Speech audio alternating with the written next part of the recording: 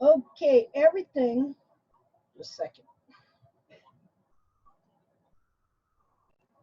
Everything I study about the foot, I always take into consideration that what the conclusion I currently have is not all there is to it, that there's always more. And no matter how much you think you already know something, you need to go back and look again and again and again and check and recheck and go back and visit. And a lot of times what happens with me, like one thing that's happened when I started doing these dissections, let's see here. Let me go find this one page because I'm going to go through this thing that I wrote today on the mentor and markup page. So just a second here. Markup and mentoring page. Got too many pages. I suppose my internet's going to go out now or get hot and my computer will shut down. Crying out loud. It's, you know what, this thing's been working the whole time and now it's hotter than heck. Can you believe that? I wonder if this Zoom makes it heat up. So this, okay. Rita, what? My Facebook page is not working either. Oh, okay. So I don't think it's your computer. Okay. Oh my goodness, no. Facebook isn't working. Okay. Well, I can get weird. Facebook on my phone. Oh, really? I've got the Hoof chat on my laptop and I've got Facebook on my phone. Well,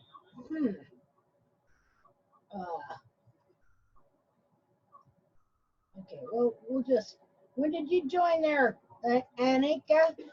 July 27, 2008. Okay, obviously you're a real person. Approved. There we go. Okay, well, I'm going to try this again. Let's see.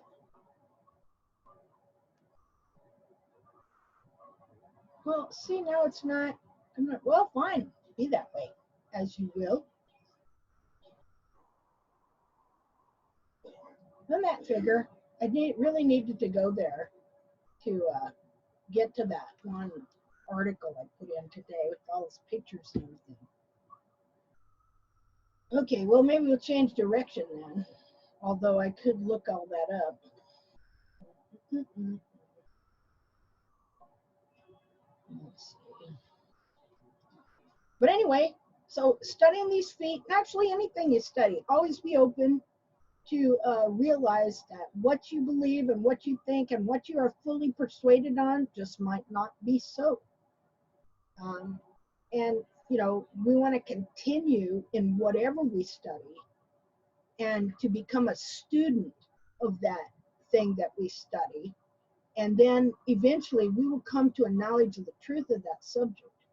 And then you're safe, you know, because whenever you hold error, you're going to make mistakes, especially, you don't want your heart surgeon to have the wrong beliefs when he goes to operating on your heart. You know, you want him to have a pretty good idea of where everything's at and why it's there and how it works. You know, because if he makes a mistake, you're dead. Sometimes the things that we know, that we think we know, are a matter of life and death. You know, there's some stuff, okay, maybe it don't matter. It don't matter your method of doing the dishes, maybe. Then again, you could be such a lousy dish doer that you're leaving food on the plates and you're gonna get salmonella. Then that your method of doing dishes is gonna kill you. See?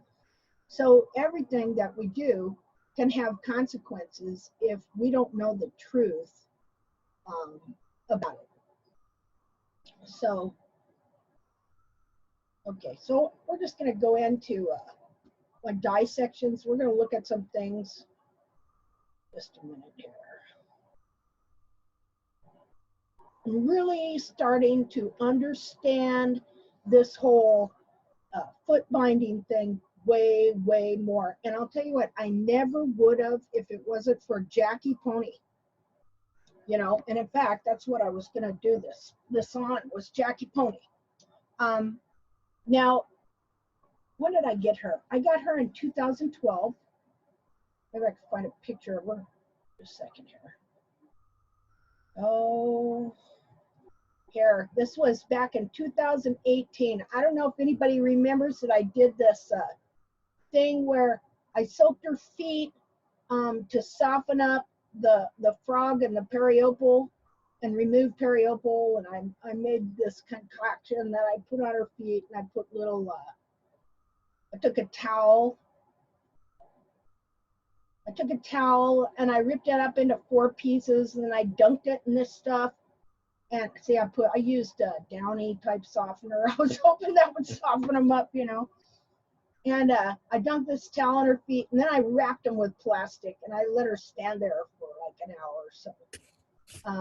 Just to soften everything up, to soften the frog up, to, you know, see if that would like help. Okay, well, here's a clue. When you're going to take pictures of a horse's feet, don't use a red marker. Also, okay, because somebody's going to come along and tell you that you have drawn blood on that horse. Okay. Also, I have learned don't use an old towel with red in it. Okay, because I'll show you what it looks like. Just a second here. It looks like in, let's see, let me find out of the picture. In a picture that, like this picture, it doesn't really look like blood, but in a picture that somebody makes look blurry, it looks like you have wrapped the horse's feet and they're bleeding. Okay, see, that's that towel that was there, wrapped around her feet and soaked in stuff, see, and then wrapped in plastic. Okay, so I had somebody post a picture of her, this picture of her, very blurry, and then put some other photos together and say that I removed her sole and all of her bars. But what I'm going to show you is by the time a horse is this foot bound and this distorted, the thing you think are bars, they're not. Okay, nothing is right in the back of that foot. Okay, so let me see if I can find this photo. You know, there's always somebody who wants to tear down whatever you're doing and make it look like it's something worse or bad or something like that. So Jackie Pony, here, let's go over here. Jackie Pony, I got her in 2002. And she was perfectly sound. She's a registered Shetland, walk away Jackie. And we got her and we got a cart with her. And for 2 years, she pulled the cart around. But then towards the end of that second year, her feet got, well, she just started getting worse, and her feet started growing at slipper foot that horses get, that they say it is founder. And so then I started trying to correct that by taking back the toes. She started getting laminar wedges, she started rotating, she became totally unsound, and I had no idea from 2014, well, let's see, 2002 to, wait a minute, no, sorry, 2012, not 2002, I'm messed up. I got her in 2012. We used her from 2012 to 14. You know, that whole time I was trimming her just like the other horses and taking the heels down and trying to make the foot look the same as was in my mind for what I was doing for Valor, for Molly, and some other horses that I was doing. Horses that I didn't do as often, and so it didn't have as drastic effect on them as it did on my own horses. And so she started foundry towards the end of 2014. So I did everything I could to try and figure out what was wrong and fix those feet. At one point, I thought the answer was taking even more heel. I'll see if I can find those pictures, and you'll see where she was set completely down on her bulbs. And that belief is similar to another popular trimmer right now who thinks that these horses walk on their bulbs like a dog, that's like a pad, okay? And so her hoof capsule was getting smaller and smaller, both from behind and from in front, because I kept chasing the toe. And so the hoof capsule just started becoming a can. And I could see that she was going to, it was getting so, okay, if you look here, you see the angle of the ankle there? Okay, she didn't have that. She was straight up and down. Okay, so I knew it was just a matter of time that she was going to knuckle over because I've been around, like, okay, we've worked on ranches, and so we pull a lot of calves and stuff like that. Sometimes you get calves that can't stand up straight. They knuckle over. And so you've got to put these splints on them to kind of make them stand up, you know. And so having seen that, I knew what was going on there, that she was knuckling over. And I thought, oh my goodness, if that happens, what's going to happen? She will not be able to stand on the bottom of her foot, you know. So anyway, I was trying to figure out things to correct her, and her feet were getting worse and worse and worse. So I'm going to go here and find some pictures, more pictures. Now, all this has been very much a trial. Okay, in that I went through a long time not knowing what to do to help her, and just taking pictures and trying to figure out what was going on with her feet and why she was like that. Was it something she's eating? Because there were times too that's really what I thought. You know, Shetland ponies are known for that, supposedly, but now I'm pretty sure that it's because of what's going on with their feet. And it doesn't have anything to do with what they eat. But after a couple of years of going through this, I believe she did develop equine metabolic syndrome, okay, because of all the stress going on in her feet, which kept her from moving the way she should. Now, she never laid down, okay? So this never, ever became a case where that the laminitis is so bad that the animal is laying down all the time. And then they get pressure sores, and I mean, it's just horrible, you know? And so it never got like that. In fact, you hardly ever see her laid down. It's really weird. I've had her now for 8 years, and I've only seen her lay down a handful of times. You know, like Valor, I see him laying down all the time. He goes out there and lays down and rests, you know, and not because of his feet, thank God. But she just don't like to lay down all that much, you know. So anyway, she didn't have that amount of pain, but she also had a pretty restricted movement. And I really believe that horses need that movement to keep their metabolic system going, you know. And that when they don't get that movement, then stuff starts going wrong in the body, because they're designed to be movers, see. And you know, they got to be able to run and buck and jump, and you know, that does something for their whole system, see. And so when they can't do that, well, you know, first of all, it's stressful for them, because that's how they show joy. You know, so if you can imagine you're in a situation where you never show joy, then you're going to be depressed. Well, when you're depressed, you're stressed. And when you have inflammation, you're stressed out. And they know for a fact that stress causes insulin resistance in people. They talk about it all the time, but of course it's an animal. So why would you think that emotions would affect their body? But it does, you know, because that's how they show joy. That's how that's their life. Their life is in their feet. You know, no foot, no horse is a lot bigger than just the fact that, well, your horse is now lame and you can't ride it. Okay? No foot, no horse has to do with everything that horse was created to be in and of itself without you. You know, its very life, you know, its very existence, you know, its spirit, you know.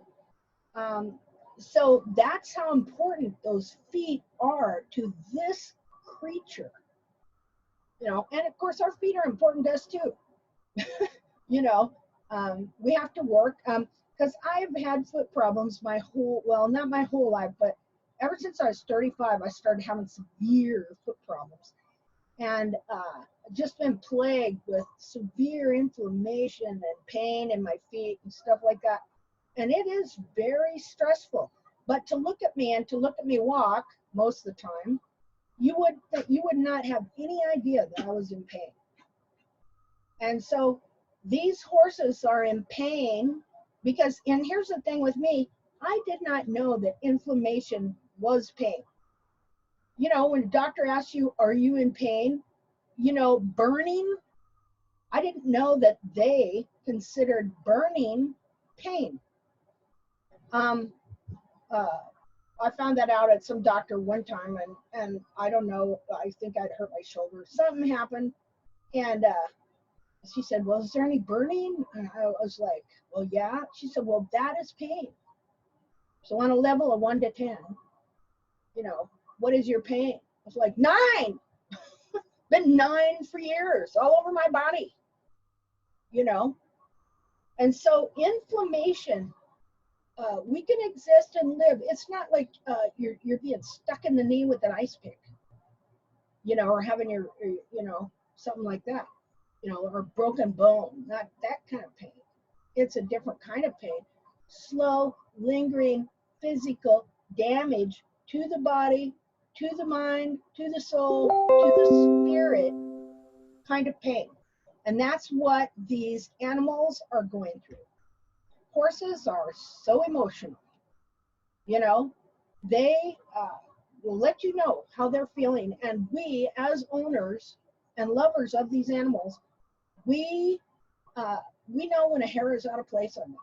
When something's not right, we know it because we are watchers. We're the watchers.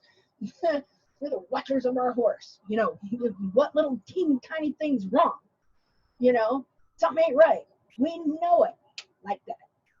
Okay, we just know it. And so, anyway, so this foot thing that's been going on starts by producing just inflammation, because it's bending stuff and putting stuff where stuff don't belong in the foot. So anyway, so I'm going to go through some more of these pictures here in a moment, but I'm going to try and find the pictures of when her feet got really bad, like before they were bad, and then up to the time they were bad. Because it is through this pony that I learned about foot binding and how every horse is foot bound to one degree or another. And what that means is that since two-thirds of that foot is, see, we're still not, and also, oh, maybe, well, how weird is that? We're still not getting a stupid screen. Yeah. Oh, and while I'm at it, you know, if there's anybody here from the old group that knew Rachel Mackey, you know, she passed away in a horse accident. She was in our old Yahoo group, and she was just a really, really wonderful, sweethearted gal. So, God rest your soul, Rachel. Okay, let's see. Now, why can I get this page and I can't get that other page? TACT came markups. Oh, there we go. Awesome.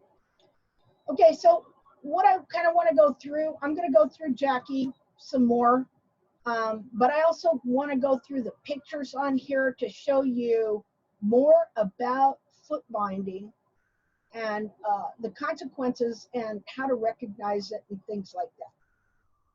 So, but first we're going to go back. I'm going to find some pictures of Jackie. I wish I'd have got set up for that because I kind of forgot that I said I wanted to do a thing on Jackie. And instead, I got to write in this thing today on this. Did anybody get a chance to look at this deal here? No, it's the first time seeing. Who's that? Amanda. Oh, hi, Amanda. Hi. Again. Okay. Well, anyway,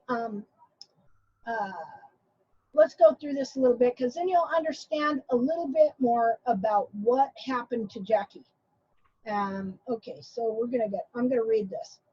It says, I'm working on some illustrations that when I'm done, I am hoping will make understanding the two parts of the foot of the horse, the outer capsule and the inner foot, and how they are two separate, though connected objects that must be maintained in one specific structural and anatomical manner. Every horse has the same foot consisting of these two parts connected together. By the time I got done going through all these pictures and writing a description, I realized that no, there is two parts there, but there is only one true foot of the horse, and that is the inner foot. That is the true foot. The capsule is just a covering for that foot. So from now on, we're going to talk about the true foot of the horse. Okay, and I've done some videos on the true foot of the horse, but like I said, you keep revisiting and your mind keeps expanding and you keep seeing more. Okay, for so long, I would just look, let's say, I would just look at the foot kind of without the rest of the horse on it, you know? And so, other people talk about this part of the leg and stuff like that, but no, I was just a foot person, because I was trying to figure out that foot. And it's only been recently that I added the rest of the horse, okay, to the internal foot. All right, and so I'm going to show you why that means something different. But anyway, I'm going to read this. Okay, let me find where I left off. All right. Okay, so the inner foot is the true foot of the horse. Every horse has the same anatomical structure. That is one unit. Yes, if we were to cut it up, we would find several different parts, but these are one unit. What the inner foot of the horse is not, it is not as described, and I just realized this today because I was talking to somebody that is in one of our groups, but she's also kind of following some stuff I don't really care for or believe in, no names to mention. And but we had a really good conversation about it, and she kept talking about the inner structures, and it dawned on me right then. Well, there's a problem because the inner structures, that doesn't describe what we're dealing with, because what we're dealing with is a whole single foot inside there. And it's not just inner structures, like you got a capsule and you just throw pieces in there, the structures, they're in there, but no, it's an inner foot. It is the foot, the true foot of the horse. So, says, what the inner foot of the horse is not. It is not as described in barefoot natural hoof care land, the inner structures. This term is used due to the fact that all hoof academia and farrier land have over the centuries and even up to today actually removed very many, or actually have not, I need to change that, not, wait a minute, let's correct that. Edit post, the first is not, okay, it is not. Let's make a space. It is not as described in Barefoot Natural Hoof, and I shouldn't be disrespectful. I'm gonna take that S out of there. Barefoot Natural Hoof Care Land. I'm gonna take that word land out of there. Okay. Said, oh, we came to this to watch your edit or post. Okay. The inner structures. This term is used due to the fact that in all of academia and farrier land have over the centuries and even up to today actually not removed very many of the hoof capsules to expose a whole and complete foot. Okay, that is what I wanted to say.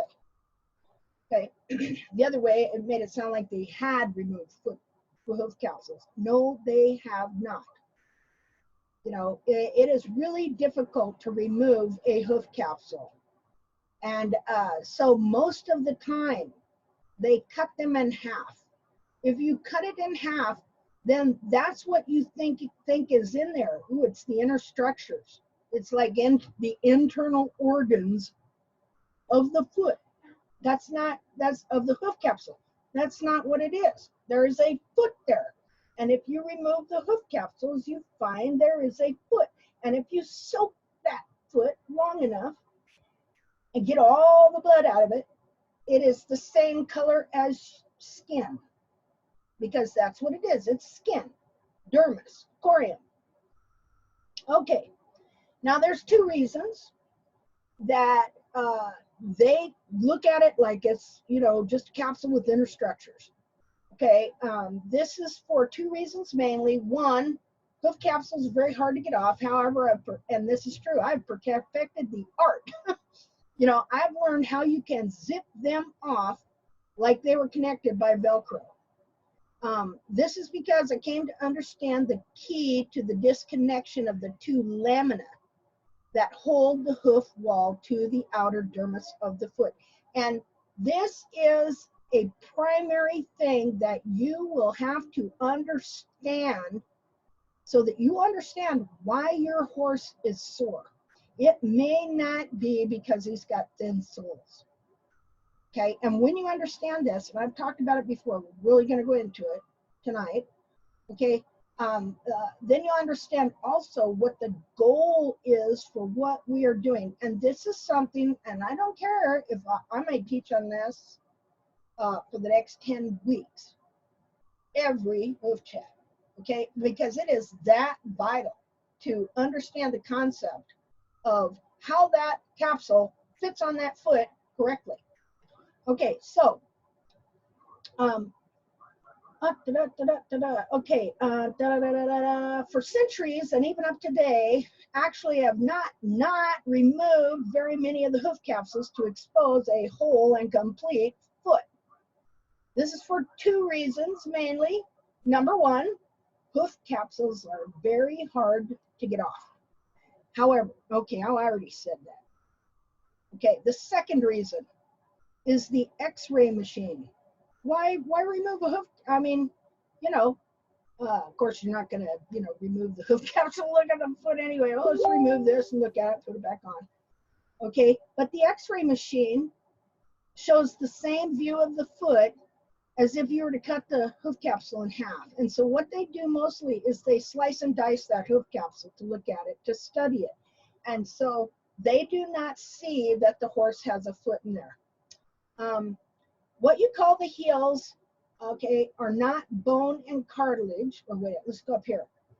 And the second reason is the X-ray machine was invented that primarily shows the coffin bone. Hence the coffin bone and sometimes navicular bone became the primary focus, with the back 2/3 of the foot, which is formed out of softer tissues basically completely ignored.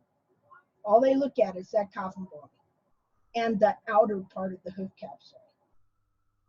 They don't see the rest of the foot in there. If you consider them just inner structures, they can pretty much be in just, in the back about any formulation that, they take on. So what you call the heels are not bone, but cartilage. See, your horse's heels are all cartilage.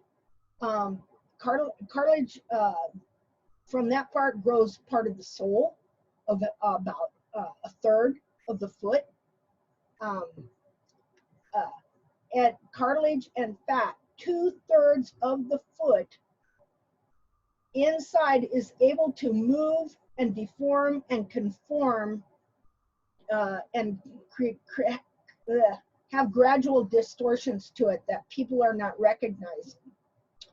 Okay, it says, I put it like this to you. The hoof capsule is supposed to conform to the true shape of the inner foot. The inner foot is not supposed to be conformed to the happenstance or whims of the hoof capsule. And this is the problem that no one is seeing. Yes, no one, but those of us in TACT. And why can we see it? Because I was unfortunate enough to find this all out just to save my own beloved horses, of whom I was I was led through centuries of incorrectly drawn conclusions and false teachings in farrier and barefoot and natural hoof care to incorrectly trim my horses and destroy their feet, thinking I was doing the right thing because that's what the experts said to do. Okay, so how this foot must fit together and when it does not, and what the consequences are, is what TACT, the anatomically correct trim, is all about. Now here's the pathetic thing is this, okay? This thing that we call TACT, which stands for the anatomically correct trim, okay? This is what I thought I was getting the whole time I was listening to all these people, and watching their videos and reading their books and being on their groups and all that. Yeah. Hello? Oh, somebody, I'm echoing. Oh, that was Bonnie. I muted her. Okay. So, being taught to incorrectly trim the heels. All right. After 7 years of finally learning to do my own trimming and doing a bit of trimming for others merely out of financial desperations. Okay, and I say, excuse me, considerations. Oh yeah, I'm sorry, I don't have all the bells and whistles here. No education, no big ranch. I say that because you have these people, if they have the bells and whistles, okay, they can start a hoof school or something like that and just hang up a sign, and because people see this, background, they think automatically that person knows what they're talking about. See, because that's the way we are. However, we also think people know what they're talking about just because they're on YouTube. Not true. Okay, because I had all kinds of people following me down my wrong path as well. Okay, so anyway, after 7 years of doing my own trimming and doing a bit of trimming for others, I came to the realization that that wild horse quality foot was not, in fact, just around the next corner. And I pretty much gave up for a while, but I did come back to it.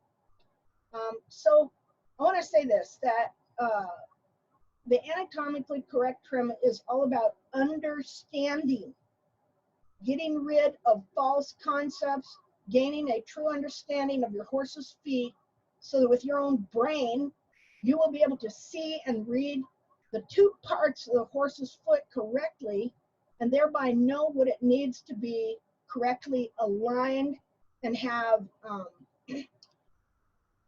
the hoof capsule in weight-bearing equilibrium with the foot, having the two objects in weight-bearing equilibrium so that they are working as one unit together instead of working against each other. So anyway, so the first picture that I'm going to show you here is a simulation I have made of what I am working on to define and describe how this hoof capsule is to grow from the true foot of the horse and conform to it. The other pictures are a tiny bit of the mini I have taken of a few different dissections. All right, I post them with the hope of, I need to correct this. Oh, driving, that's supposed to be driving. Drifting, but it can drift. I don't care if it's driven in your brain or it drifts there, you know, because sometimes stuff just kind of drifts into mine.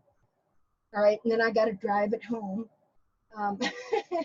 Okay, it's got to drift into our brain and into our heart that the true foot of our horse is that one unit that is on the inside of the capsule, and that your horse is sick, lame, sore, and or even just unhappy whenever that capsule does not correctly fit that foot.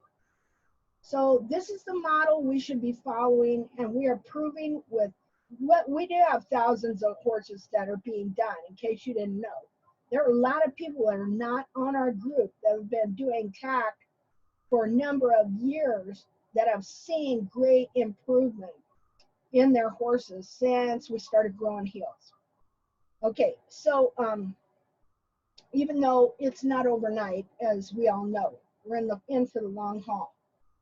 All right, so let me go to the pictures. Okay, and I'm going to read these descriptions. Okay, so what I want you to look at here, over on this side, is this would be a basically anatomically correct foot. Okay, that's because this hoof capsule is form fitted to the foot, and the foot here is not deformed. Just a minute here. Let's download this, and I will, if I can find it. There it is. Options.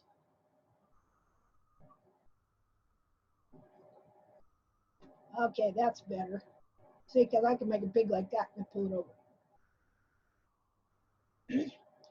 Okay, so this is the inner foot right here. It is one unit. And if we were to soak this, and see, I have pictures of that where I soaked them for a long time, and they have absolutely no red in them at all. They are totally skin colored. All right. So this is the true foot of the horse, period. Right here. And not, it doesn't end right here, as you're going to see. It goes clear up into here and over there. This cartilage right here, and all of this is part of this foot. So this is the true foot of the horse right here. It isn't this thing. Okay, no, it's not that. Okay, this is connected to the horse up here. And so look at this foot. We look at this foot and we say, well, this foot must stand like this. Okay, if we were going to build our own shoe for this, what would we do? Well, what would we do right here? Okay, wouldn't we have a nice big thick piece of wall? Would it end right here? Let me get annotate here.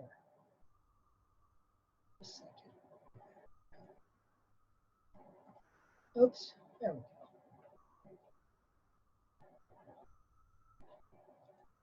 Okay, so what would we do? We would put something to support the back of that foot, wouldn't we? See right there? Would we end it right here?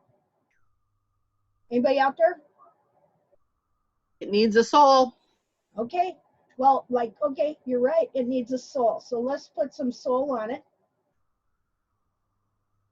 Okay, now the sole grows from right here, right?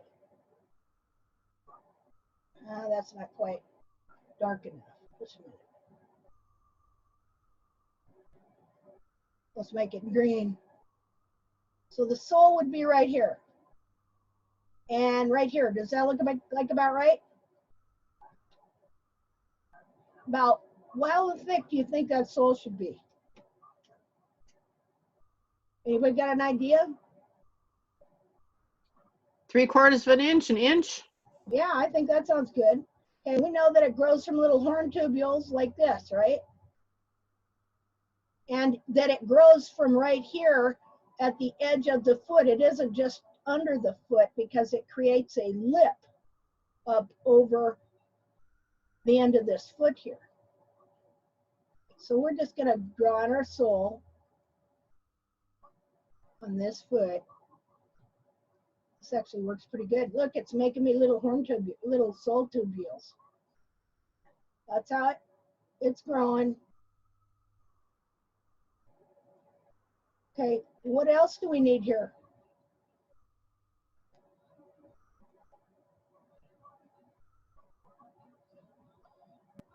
Hoof wall. Where, up here? Yeah. Okay. Okay, so we're going to put hoof wall here. Now, what is that hoof wall connected to?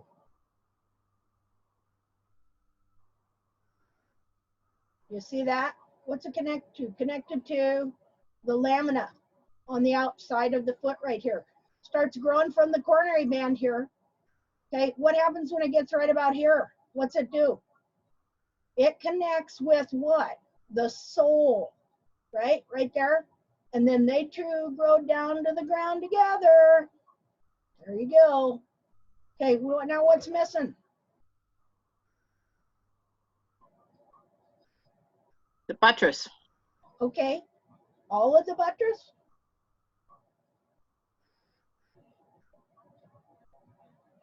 I'm letting you look and steady. The bottom Oh. part of it, maybe? Yeah, exactly. Okay, so we know that this buttress has to connect to the back of this foot, right? The heel. See, this is your heel right here. This is your heel. This is not your heel. Okay, this is just a covering over your heel and a heel support and foot support in the back of the buttress, this piece of wall here. This is the heel of the horse. This is the true foot of the horse, not that. Not that thing that you're whittling on, okay? It is this thing here that is the true foot of the horse. And once we understand this more and see it, then we're going to be able to look at this and go, well, this is not lining up and it's not supporting and growing correctly from the true foot. So where is it not doing that and what can I do? See, and so one thing that we need to know and that people haven't known was that this part here, up here, this cartilage is part of this foot. It's just covered with hair while this is covered with hoof wall. Okay? So yes, that buttress grows from the back here. It attaches the back of the heel right here. Okay? And then it grows down and it connects with the sole there, and it must grow at least an inch past that in order to support the sole. So the wall, and of course we would have a wall over this whole thing, you know. So it would be like that. And it grows down at a certain angle. This is actually making kind of a cool picture because we're kind of getting a horn tubule look about it. See? Connects with the sole right there. And then there's where your white line forms. And I swear this, it somehow it turns into glue and injects it into there and it makes it like glue, like rubber cement is injected into the lamina of the hoof capsule growing down right there, connecting the sole right there. Okay, so yeah, so all this has to be at a specific angle. It started, and I've emphasized this before, it starts growing up here. It connects to lamina here. It connects to sole there, and then they go down to the ground together. Okay? And so the hoof wall all along here. And you see the angle? That is the angle. Now, this particular foot that I used, I had to do some mishmashing to make it look like an anatomically correct foot because it was Molly's foot. And of course, I trimmed her heels out for years. So, of course, her heels were crushed. And so you see that her lamina kind of runs forward at an angle too much. It should be the same angle as dorsal wall going all the way down there. But this foot had damage to it. Okay, so this is what you got right here. Okay, now, if you come along, okay, and you trim out the heels because you've been told it has to look like this, okay, then what's going to happen here is while the internal foot's lamina, just a minute, may be like this is the lamina of the internal foot, okay, you've changed the direction of the lamina on the hoof capsule that attaches to it. Let's see if I can get this figured out here in a second here. And so I'm trying to remember. It now is, instead of being straight down like this, see, like this, just a minute. Let me do this. Okay. Here's lamina on the inner foot. Here's the lamina of the hoof capsule. And they are parallel to one another and in alignment. And they have to stay like that. Well, when you change the height of the heel, it changes the connection of the lamina. Okay. Because now, okay, the foot, does the foot want to be at a different angle? The foot itself? But see, nobody sees that. Nobody's looking at that internal foot. Okay, it's just internal structures. Okay, that foot is always the same. That foot always wants to stand in the same spot. Okay, but once you come and you remove heel, because say your frog was sick or something and wasn't all the way down to the ground and or whatever, for whatever reason you've been taught to trim this out. Okay, once you do that, okay, then this changes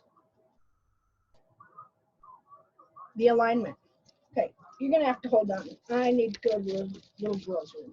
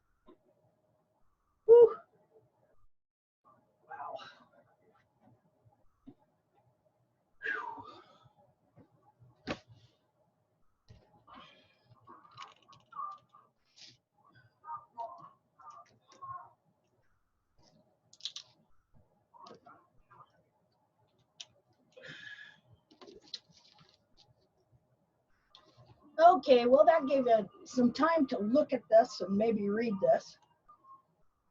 Okay, so do you see how that hoof capsule has to be connected, and the lamina of the inner side of the hoof capsule has to be at the same angle as the foot, and the lamina on the foot is the leader. It is the foot that determines what the angle of the lamina and the horn tubule should be, because technically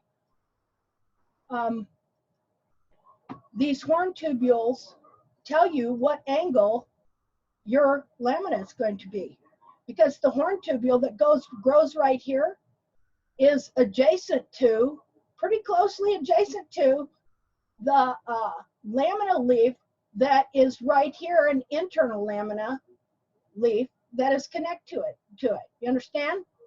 See, I mean, like, I couldn't do a perfect hoof capsule. You know, I had to manipulate this. This is one horse, this is another one, you know, but so the internal lamina, now here's your coronary band right here, okay? See, the internal lamina of this hoof capsule is about there. And the internal lamina of the foot that it hooks to, okay, is right here. And that's how those two hook together. And that's how they have weight bearing equilibrium. So what happens then when you go chopping heels off? It changes that, like this. See? Now it'll pull the foot down like this too, and then you got your toe up in the air. You just take off that little wedge there. We're talking about an inch, less than an inch sometimes, of hoof wall. How that, from that point on, sets that horse on a course of having laminitis. Most horses do have laminitis because this is sensitive tissue in here. How about if I just move your fingernail, you know, a fraction of an inch? What's going to happen? You know, if I just displace your nail bed, see, you can't do that. Your fingernail is to follow your finger, okay? If you decide to go moving your nail, what's it going to do to your finger? Well, your nail, like if you take right now and you just take your finger, okay, and if you can, if you have enough fingernail, I do, I got a little bit, grab a hold of it with the two fingers of your other hand, okay, and then just pull on it, okay? See, that's not the way that's supposed to work. Okay, if you pull on it, you will feel your finger being pulled in different directions. Okay, now your fingernail is supposed to stay in unison with the tip of your finger. Okay, if you just started pulling it in all different directions, something bad is going to happen there. You know, the fingernail is meant to protect the end of your finger and to be a tool. You know, it's not meant to be pulled all over the place and pulling your finger all over the place. Well, what happens when you trim these heels out incorrectly? Incorrect trimming of the heels sets these feet on a path to distortion. This capsule is supposed to grow from and be perfectly formed to and connected and support and stabilize the inner foot. And it is to follow the inner foot alone. It is to be conformed to the foot. The foot's the boss. The foot's the true foot of the horse. This capsule is not supposed to conform the foot to it. When you over trim, incorrectly trim, whatever the heels, or the horse wears them that way, it can have the same effect, okay? Or if a horse doesn't wear them and they get way long and they start collapsing forward, everything collapses forward. Well, this hoof capsule is hooked to all this, right? If this grows way long, well, wait a minute. if this grows way long here, okay, and there's no sole in here, or even if there was, once it gets to a certain length, what's going to happen? You know, once this thing gets down here, what happens? That the leverages are going to pull the toe forward and the foot's going to fall back this way, right? And that is going to bend this. This is all soft cartilage, by the way. Okay, only this little piece right here is bone. The rest internally and all up here is all soft cartilage and fat, soft tissue. Okay, so what's that going to do? It's going to bend this cartilage here just around like that. See, well, then let's say you come in, the foot has already been bent that way, and you come in and you know, you trim it. Well, then what's going to happen is you're going to have a long toe and a short heel. See, because that thing collapsed forward. Okay, let me undo some of that.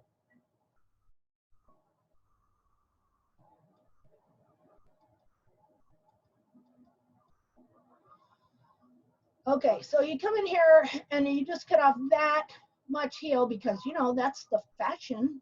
Or you've been taught that got to have frog contact at all course, all you know, whatever, and you ain't got a frog clear down to the ground. So you cut off, and boy, that looks pretty good because, you know, well, I don't know, but now the toe looks long. What are you going to do there? Come in here, maybe take some of that toe back. Okay, well, then that's going to force this part to start moving that way. Meanwhile, this part is moving this way. And in the meanwhile, because this foot is cartilage, it's bending up like this and getting shorter, like so. And then people come along and they say, well, the horse has a natural arch in its foot that you got to scoop out. Not that we want to scoop, we want to relieve quarters and stuff. Not saying that we don't want to do that. But I'm saying is there is no natural arch in the side of the foot. You see an arch in that foot? The reason they think that is because this is so common that they think it's a part of the natural anatomy. You know, I can show you things from equine podiatry illustrations and everything like that where they show feet that are deformed that have an arch in them and all the cartilage is pulled down like this, and they think that is the natural anatomy of the foot. But that is a foot that had been trimmed out for a long time, and when you take the capsule off, that foot has been deformed in the back to conform to the deformed capsule.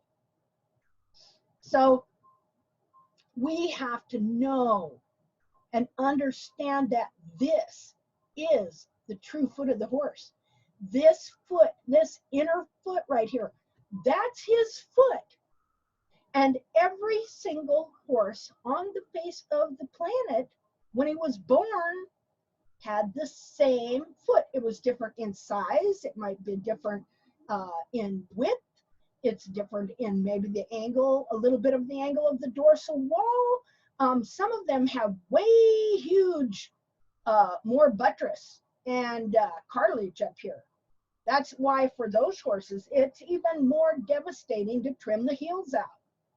Because as you trim these heels out and set the foot down like this, look, now the horn tubules are going to be moving like this instead of, see?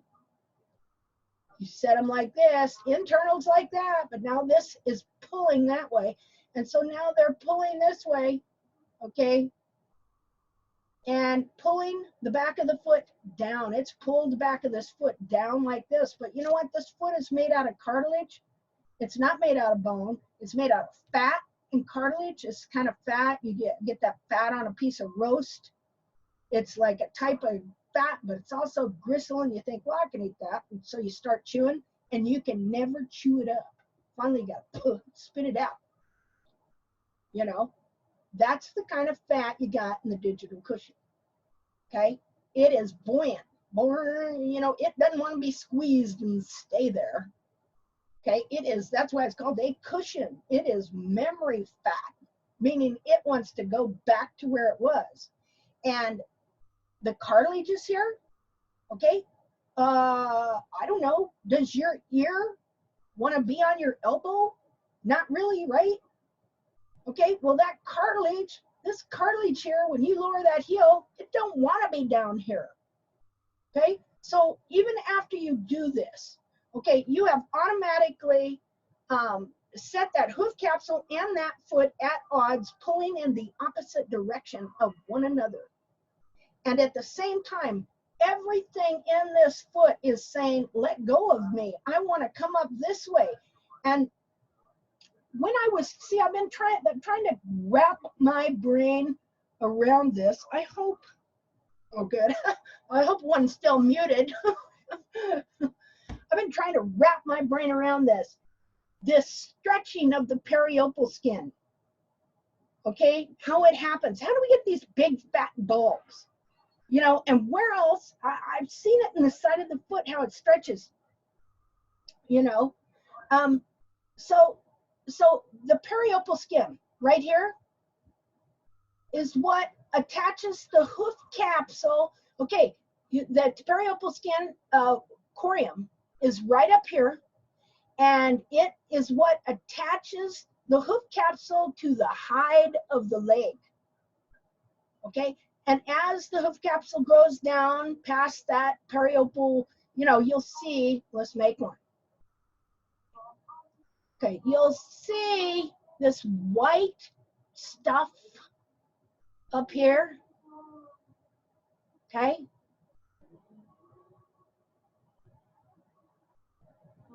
There, we'll have some periopal band there. Okay, let's see. There we go. Okay.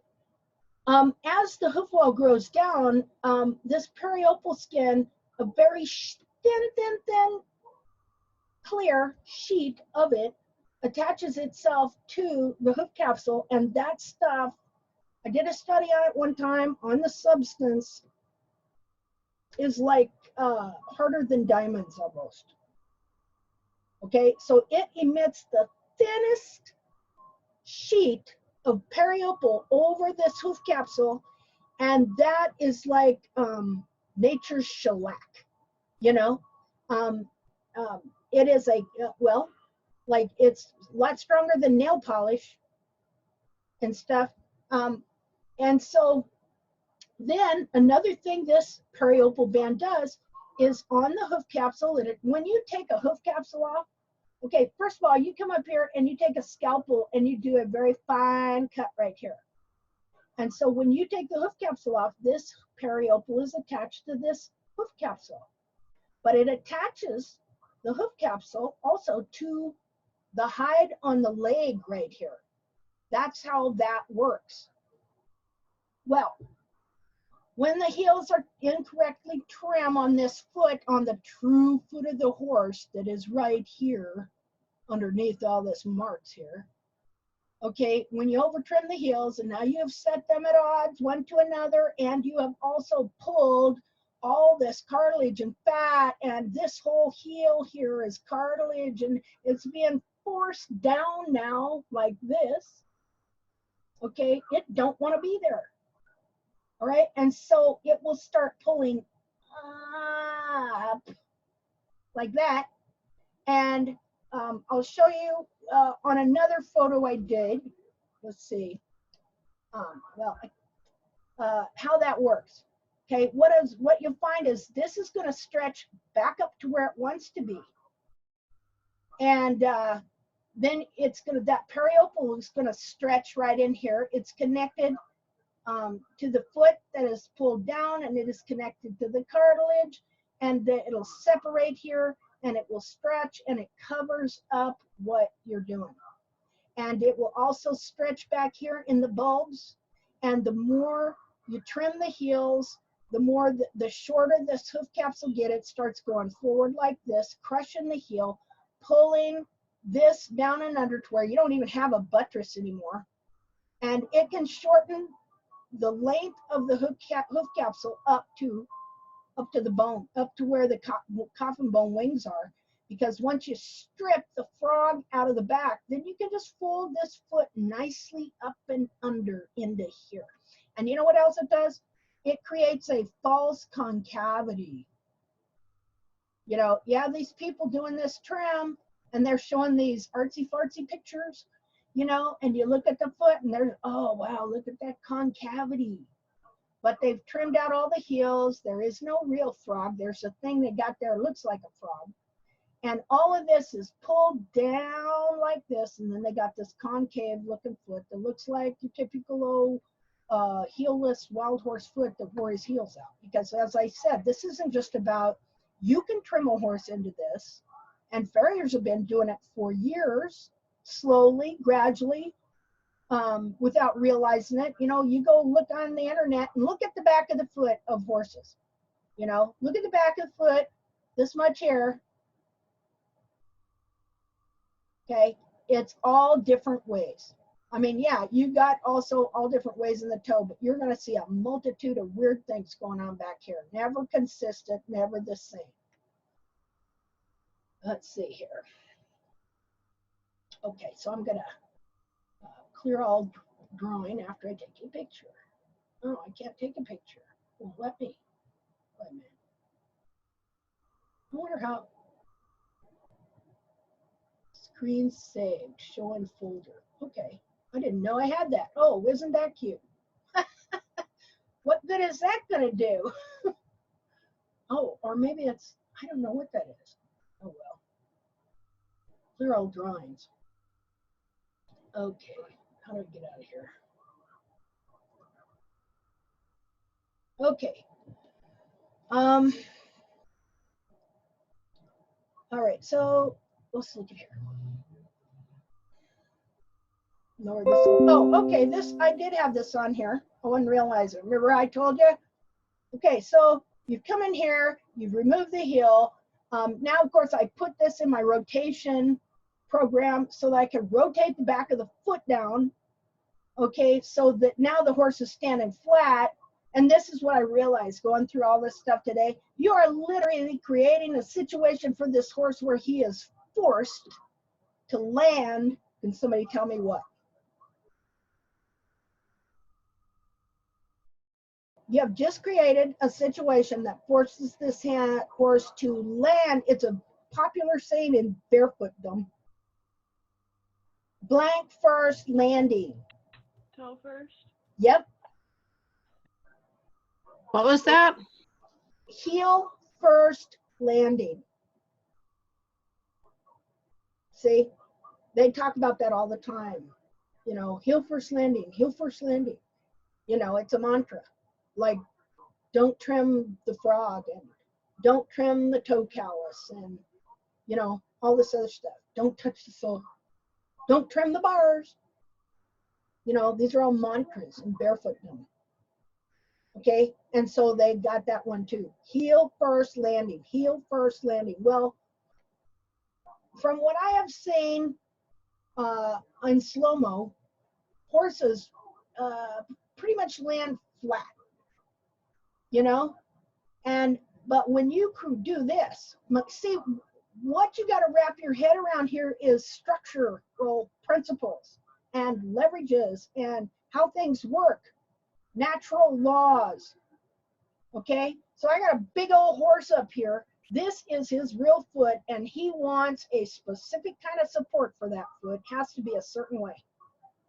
When he don't get it, when the heels are incorrectly trimmed, it pulls all this down to varying degrees, and it sets his foot like this. Now, I'm gonna be showing you some pictures. See, on this capsule, I took a screw and a drill, and I put a screw through right here where I used to trim the heels, where I was taught by ABC Hoof Care. What ABC Hoof Care teaches, which is what Strasser teaches, which is that the heel length, natural heel length, is 1 1/8 inch from the hairline just right below the periopal flap here. Okay, like that. And so I took a screw and I put it right there. And what I found was that if you trim to that height, you're going to just barely leave sole in the heel of this horse. And you don't know it, because when it's turned over, you're just looking at flat hoof, and nobody knows about sole depth. And let me ask you something. Okay, if these feet can bend like this, and okay, how is measuring the collateral groove going to tell you sole depth? If your collateral groove bends up like this when the heels are trimmed out and the whole capsule is reduced, I mean, first of all, I need to ask, are you understanding that this foot can bend?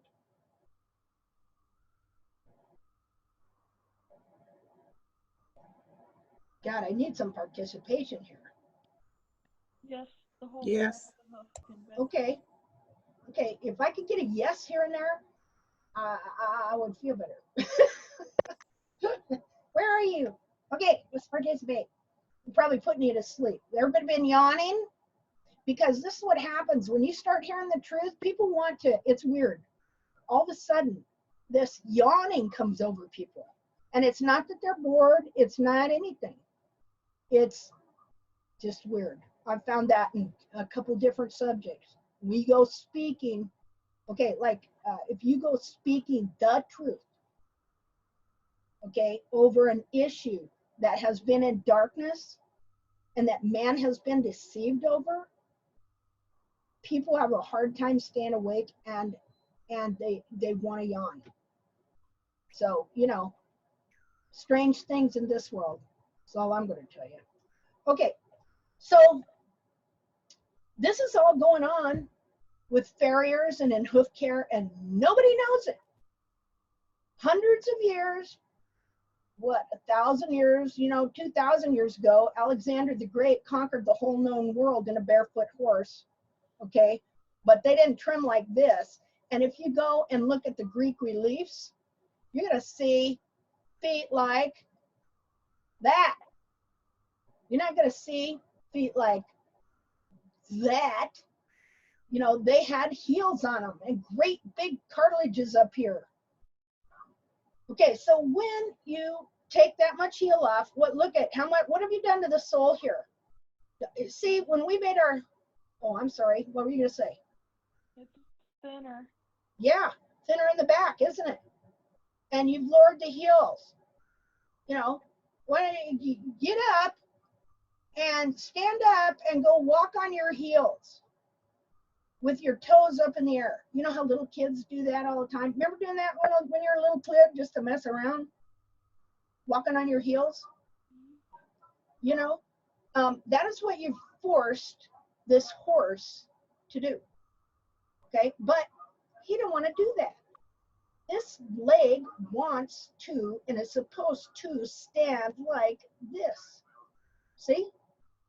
So now you've lowered the heel and the barefoot way, which is now the farrier way as well, because it's left over thanks to a certain doctor, okay, that hobnobs with both crowds.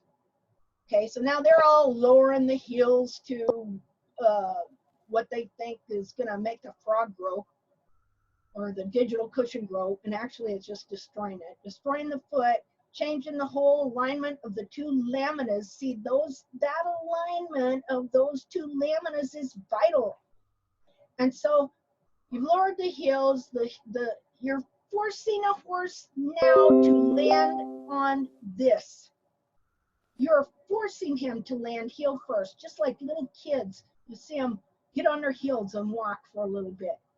In fact, that horse can't do anything but land heel first. And now, what kind of heel is he landing on? Look at the sole you got in the bottom of that foot. So now, two things happen. One, either in some horses, this will all stay connected and the cartilage will be forced down here and it will stay here. In others, the cartilage is so strong that it pulls back up to where it wants to be. And the heels here, they're gonna pull back up too. And okay, you see this periopal skin here? Well, let me see. Let me get do an annotate here. Just a minute. Hey, Linda. Yeah? So you don't want them to be forced to land heel first. So naturally, do they want to land flat? I think so more. But you know, if the horse lands a little bit heel first, that's okay. But what this situation is doing is making people think they're doing the right thing for the horse because you're forcing, because of the mechanics and the structure, you're forcing this horse to land heel first. Okay, You see the difference? Okay? I mean, look, you got a great big old horse and now you have altered the angle of his real foot. This is the true foot right here. This is a real foot. This is a true foot, not the shell. Okay? And so you're forcing him. If the horse naturally landed heel first with a foot like this, great. Because look, you know, a little bit heel first, but you think of the mechanics and the structure and form of a horse's foot. And really, if a horse is landing with his toe up in the air like that, I don't know about that. You know, that doesn't look like any form of traction to me. What do you think? No. That'd be more like a ski, right? Yeah. You know, but if a horse is landing flat and then his foot is like going like this, then that toe digs into the ground, and then when he pushes off, that toe is in the ground here. If once we start restoring the feet on these horses and you go look at their tracks in the mud, you'll notice a difference. Yeah, I've noticed. Toe digs in, don't it? It does. Yeah. And every hoof print is deeper. Yeah, it's amazing.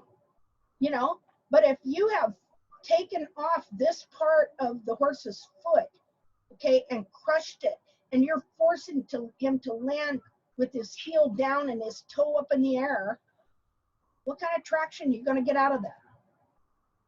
The heel would be deeper. Yeah, I'm going to have to turn this up because I can't hear you. Would it mean like the heel and the footprint would be deeper if it was like that and their toe was up in the Yeah, I think so. And I think they'd slip too. Yeah. Like sliders. Yeah, Those sliders. stupid shoes they put on those reining horses. Yeah, there you go.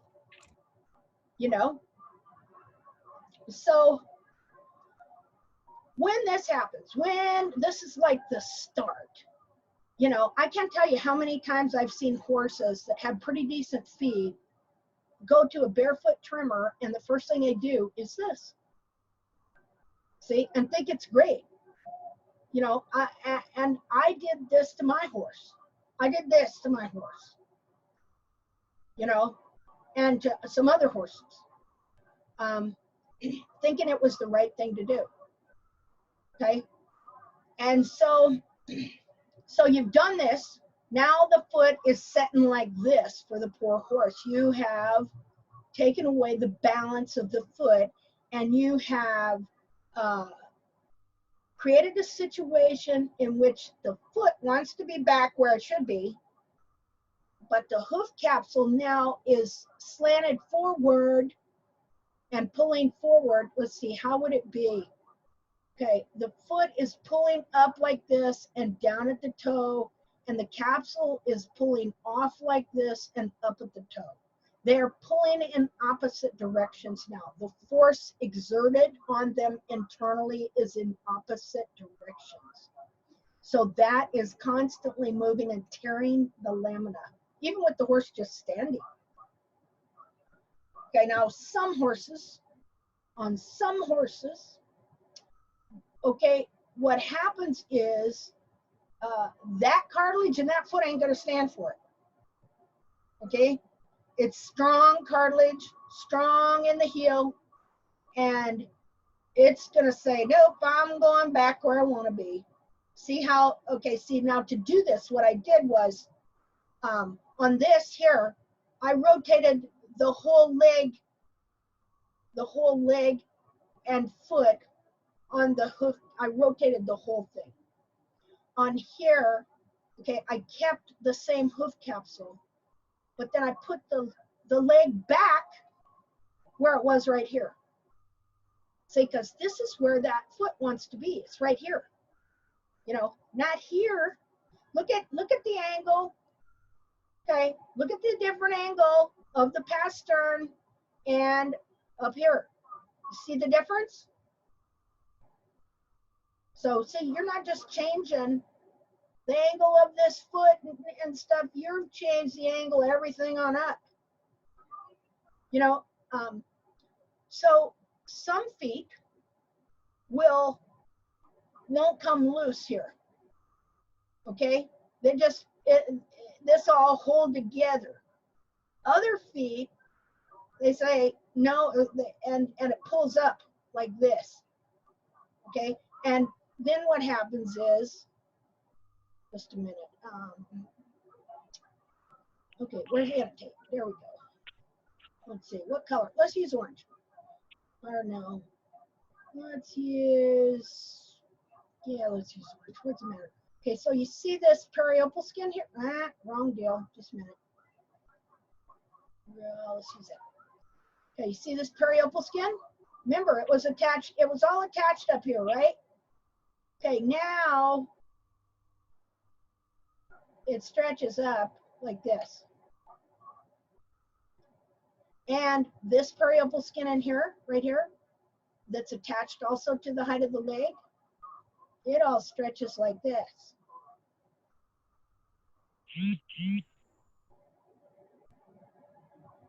Covers up what's going on. Do you understand that?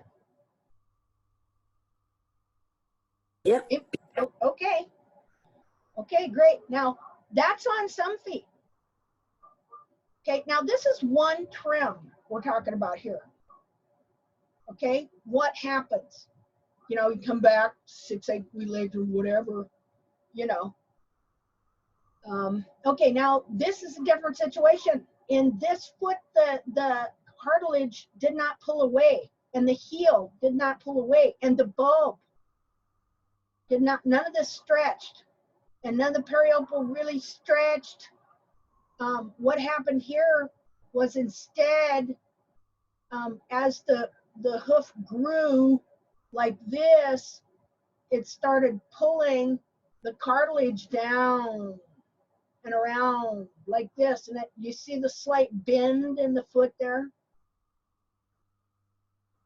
You know, I should have made the, okay, what happened, the reason, this foot is not level, okay? Let me tell you what I did here. Okay, you know, when this force was trimmed like this, the toe is up in the air, right? Look at it right there. Okay, but this is still the normal foot in its normal form and shape, all right? But by the time you get over here to this, from here back, okay, the foot has bent under like this and created this slight arch here and a slight arch there. And then the person comes along and trims the capsule accordingly. They'll come in here. Let's see, where would you? Come on. Okay, so here's periopal flap, right? I'm gonna come over to here. I'm gonna trim this right here.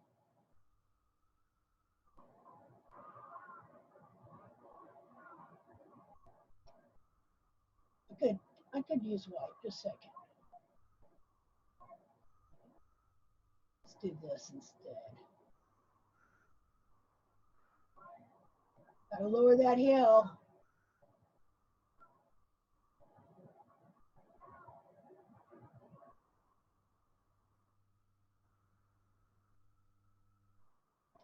See, you're always taking off more heel.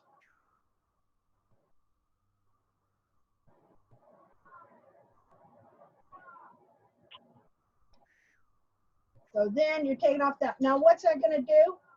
Now, when you let that horse's foot down, what situation have you created again? Same thing that happened here, right? Okay, now the horse's foot will be up in the air. Look, we'll do it like this, just a second here.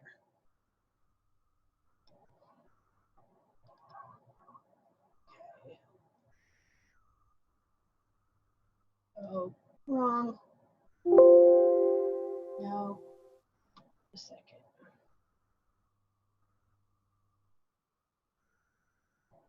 Okay. Take his foot, and copy it.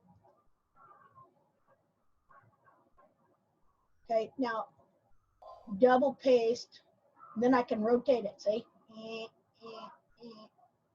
Okay, so what do we want to do? We want, once you trim that foot, then that horse goes sit down like that again, right?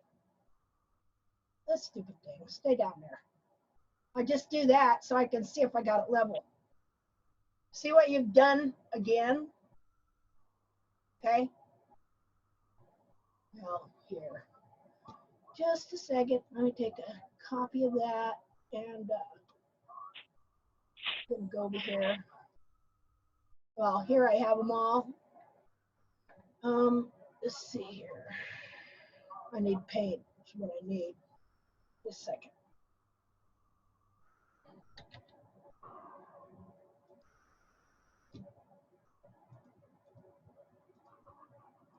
Okay, so now it's back down like this. Let's come in here.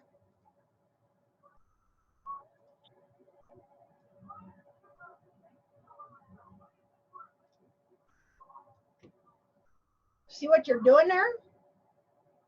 Let's take this. Let me get some of this junk out of the way.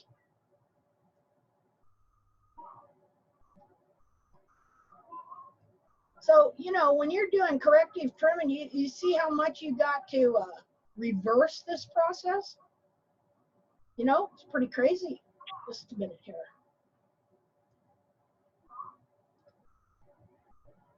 I'm going to get rid of that. Let's see here.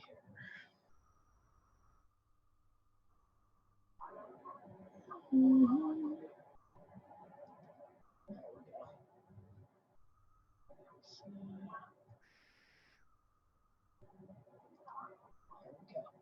Okay, now, just a minute here. Okay, now this is the next trim. Okay, so we're going to take this foot and we're going to put it in there.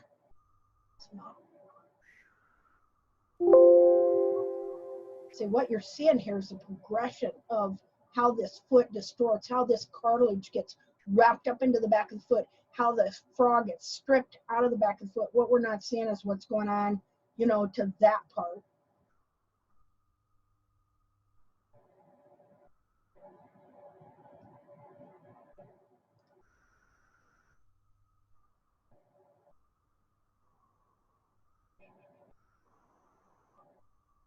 Come on.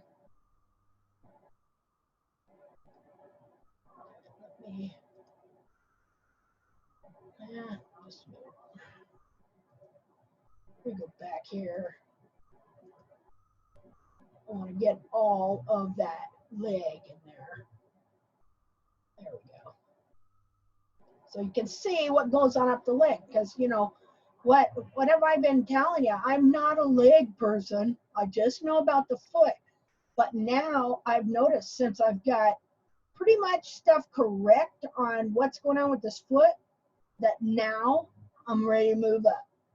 See, and as I do this demonstration of what happens in these trims, okay, you're going to see what happens to the leg and the joints as it goes up too, as the position of the foot is changed.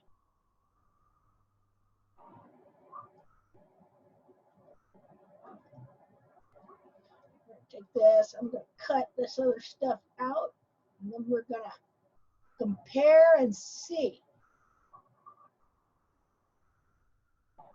Let's see. Eh.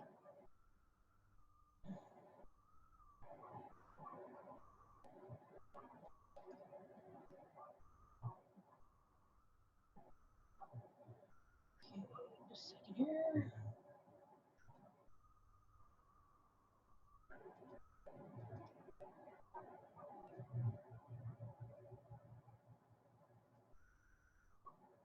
Okay. See what's happened? From trim to trim.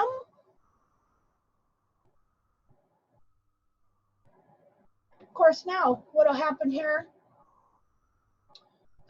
This all go down. See, I could simulate all this growth going down. You know, the horse is really being forced to walk on the back of his foot now, and it's just rolling this area under and really compressing this foot. And it's going to get more bent here and more bent. Like, let's see, how would I do this? Can't remember how I did that to make this foot. Oh, okay. So then I came in here. Well, anyway, I'm gonna do some more of this, but I don't want to keep going. But you get the general idea here, what's going on? See, now what's really happening? That foot wants to be, just a minute. Let's go get the other foot. Okay, that ain't it. I got one here somewhere. Let's take this and I'll put it back together. Just a second.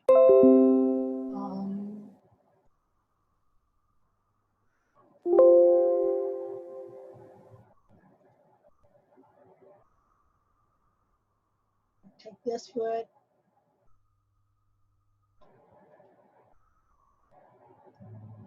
And go into pink. These two. Move you over a little bit. Put you in here. Yeah. Let me get this over here. Freeform. Get rid of this piece. Tight fit. There we go. Okay. Let's see. Okay, we're going to take the trim out of the foot, put it back, and then put it up here to where the foot should be. So you can, ow. Let me do that again. We're going to reverse this whole process here. Okay.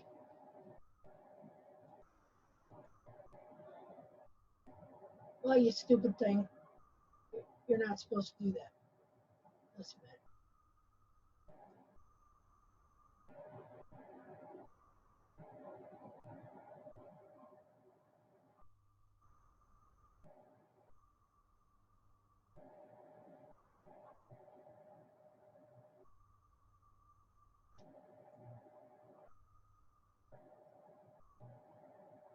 Well, I'd like to get rid of that crack, but for some reason, it's not going to do it for me.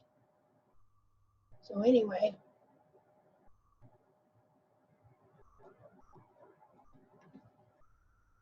stupid dang thing. Maybe I can find that picture somewhere else. It's not going transparent like it's supposed to.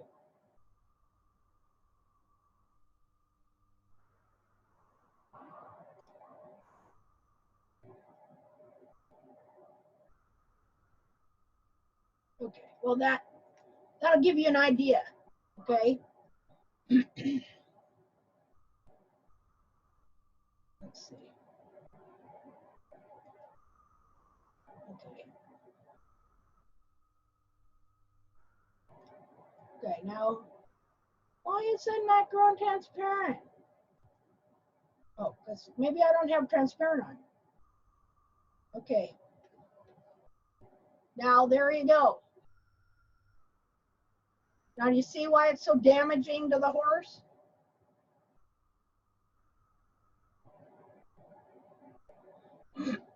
Anybody there? Yeah. Yep. Okay. Slap, slap, wake up. Don't get a kink in your neck. Just trying to wrap my head around it. I understand, believe you me. Believe you me. It's like, huh? You know? Yeah. I totally understand because I've been trying to wrap my head around. I'm just getting my head fully wrapped around it.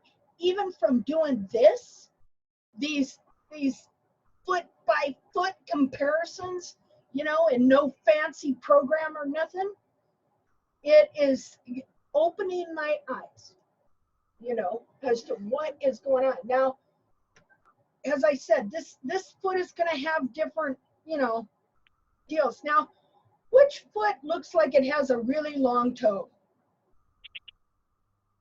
The one on the right. Yep. Right? Yep. Okay.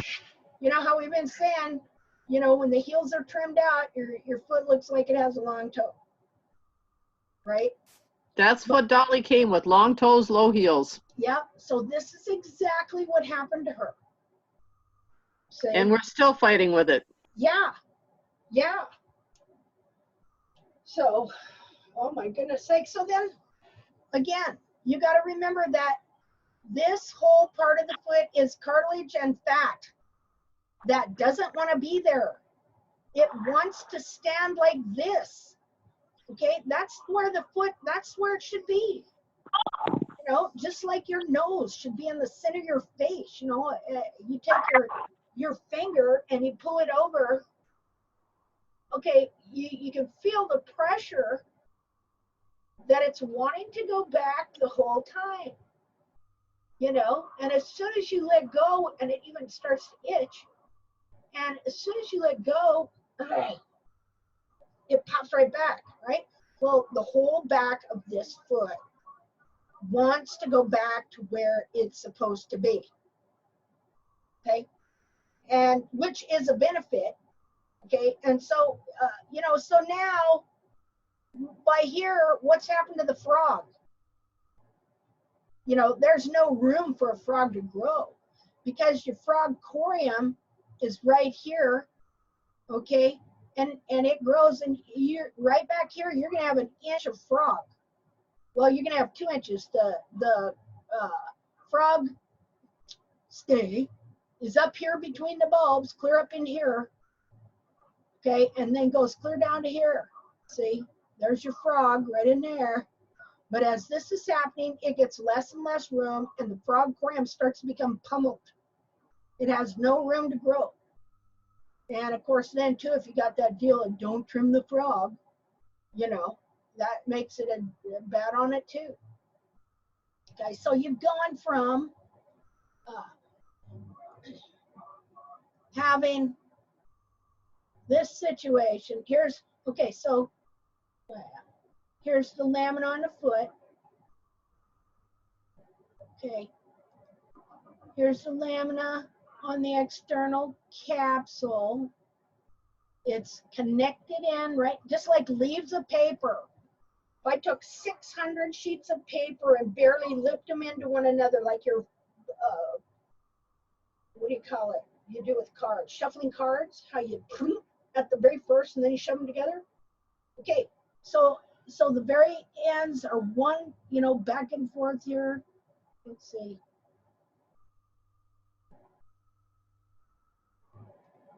You know, green, red. Red is the internal lamina of the foot. Okay. Green is the lamina on the inside of the hoof capsule, and they are interwoven together like that in parallel alignment. Okay, and you can kind of tell by your horn tubules. Let's see, let's make a horn tubule. What color should it be? Let's go with blue. Blue. Your horn tubule on the outside should be about in the same alignment. See there? That's why we read horn tubules. because they kind of tell us in a ballpark fashion how that is. So when it's like this and the exact, heel and uniform sole under the foot and the capsule size from right here to right here is correct, long enough for the foot to fit in, support it correctly, that's great. Okay, but by the time you get over here, let's see, what's going on? Well, here's the thing. These still basically want to be at the same angle. These want to be at the same angle, but they're pulling cattywampus from each other. And now, instead of growing at this angle, internally, that foot is getting pushed forward, but these still want to be at relatively the same, well, they want to be, the whole foot wants to be right there. But you've done this number.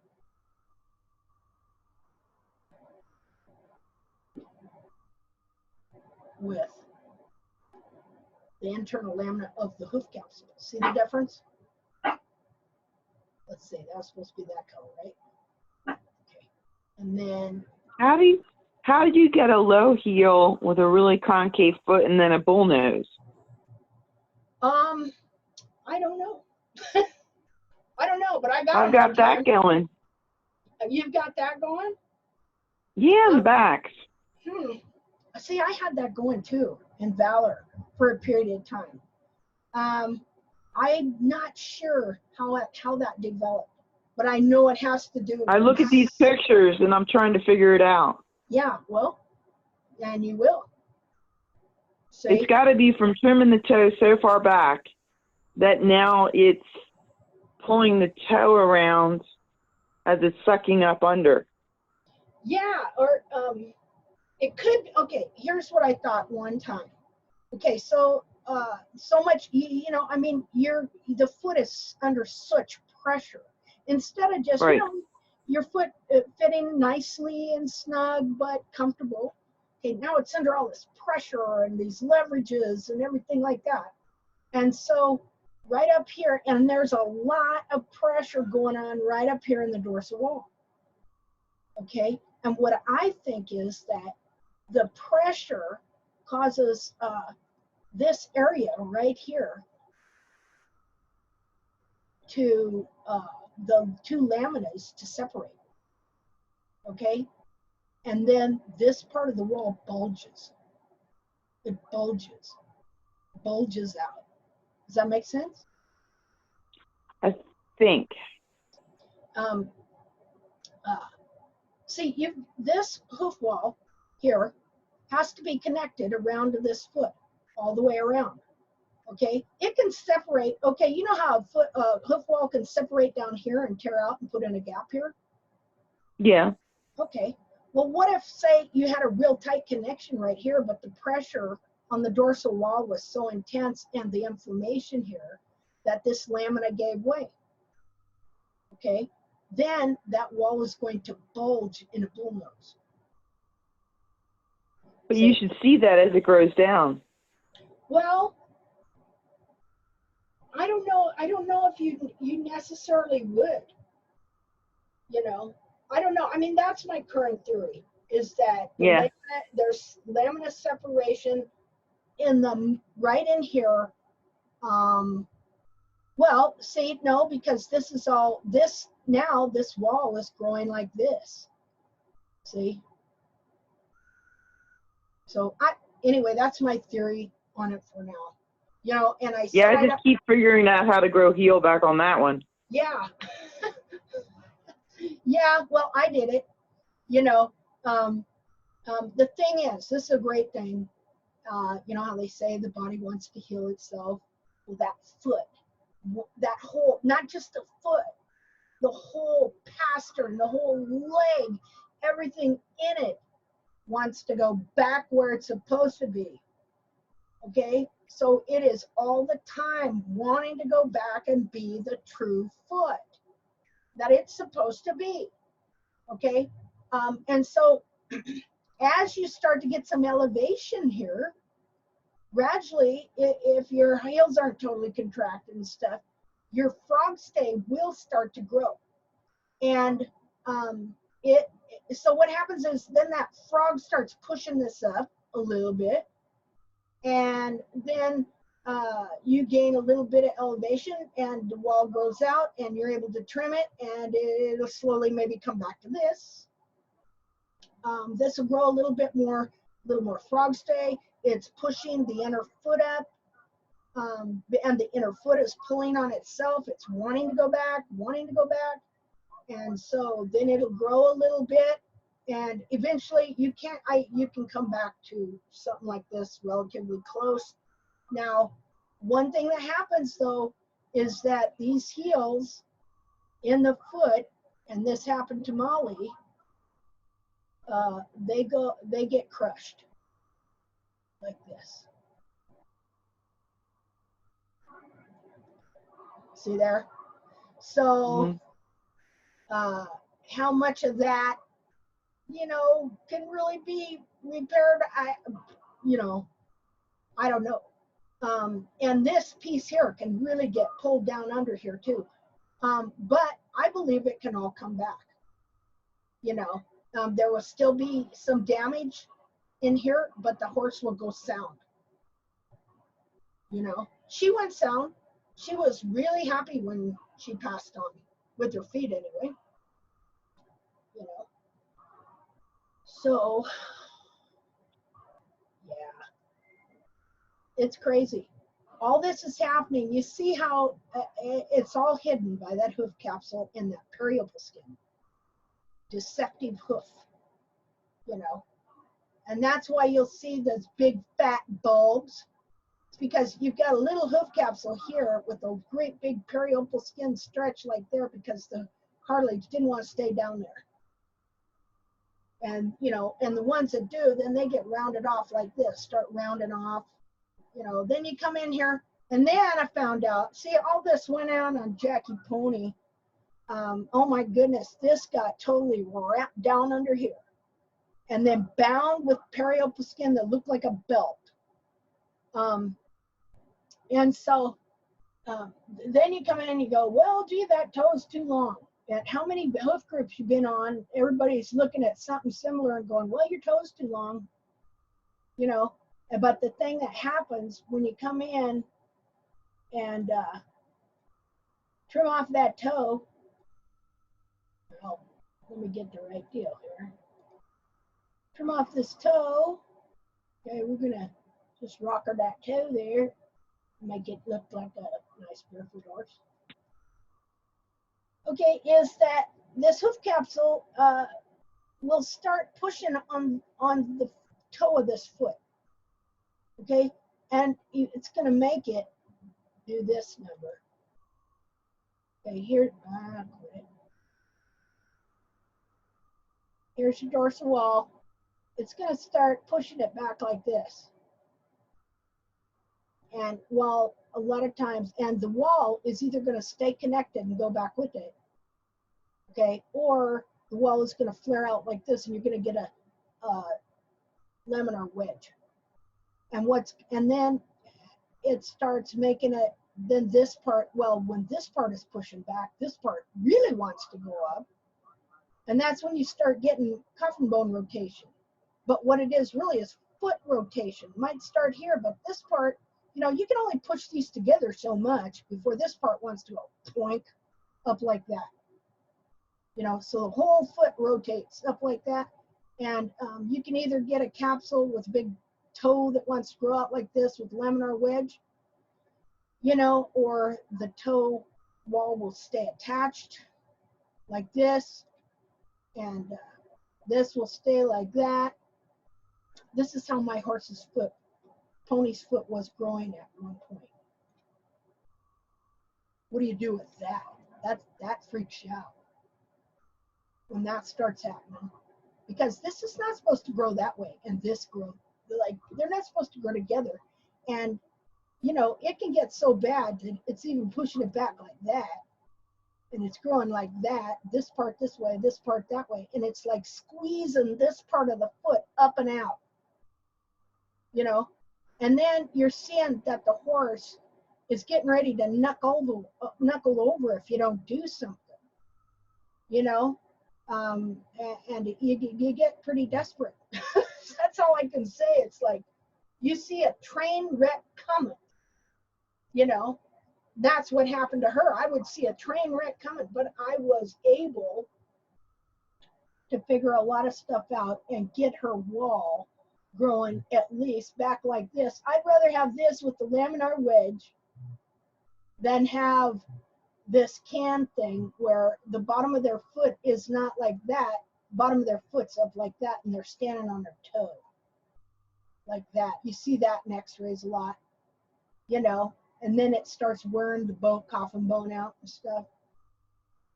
Yeah, sometimes you just let that wall grow and not worry about that laminar wedge. It's going to pull that toe of that foot back out so that the toe, see, when these feet rotate and that toe is aimed down, that's when you see the toe wearing off, and you see those x-rays where half of the coffin bone is worn off. Okay, well, can we take a break? Works for me. Yeah. Okay, what time is it? 8:41. Okay, I will be back here at 9 o'clock, and we'll do another half hour. And if there's somebody here that want to look at some horse pictures, we'll do that. Okay. Next week we'll just go through the rest of these pictures. I would like you to go to the Markup and Mentor page and read through all this and think about it.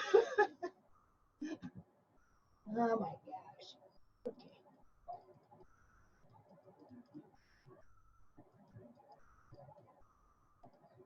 Okay, let's undo this here. Okay, well, let's see. I wonder, maybe I can leave you with something. Anyway, take a 10 minute, 15-minute break here, okay? Mhm. Okay.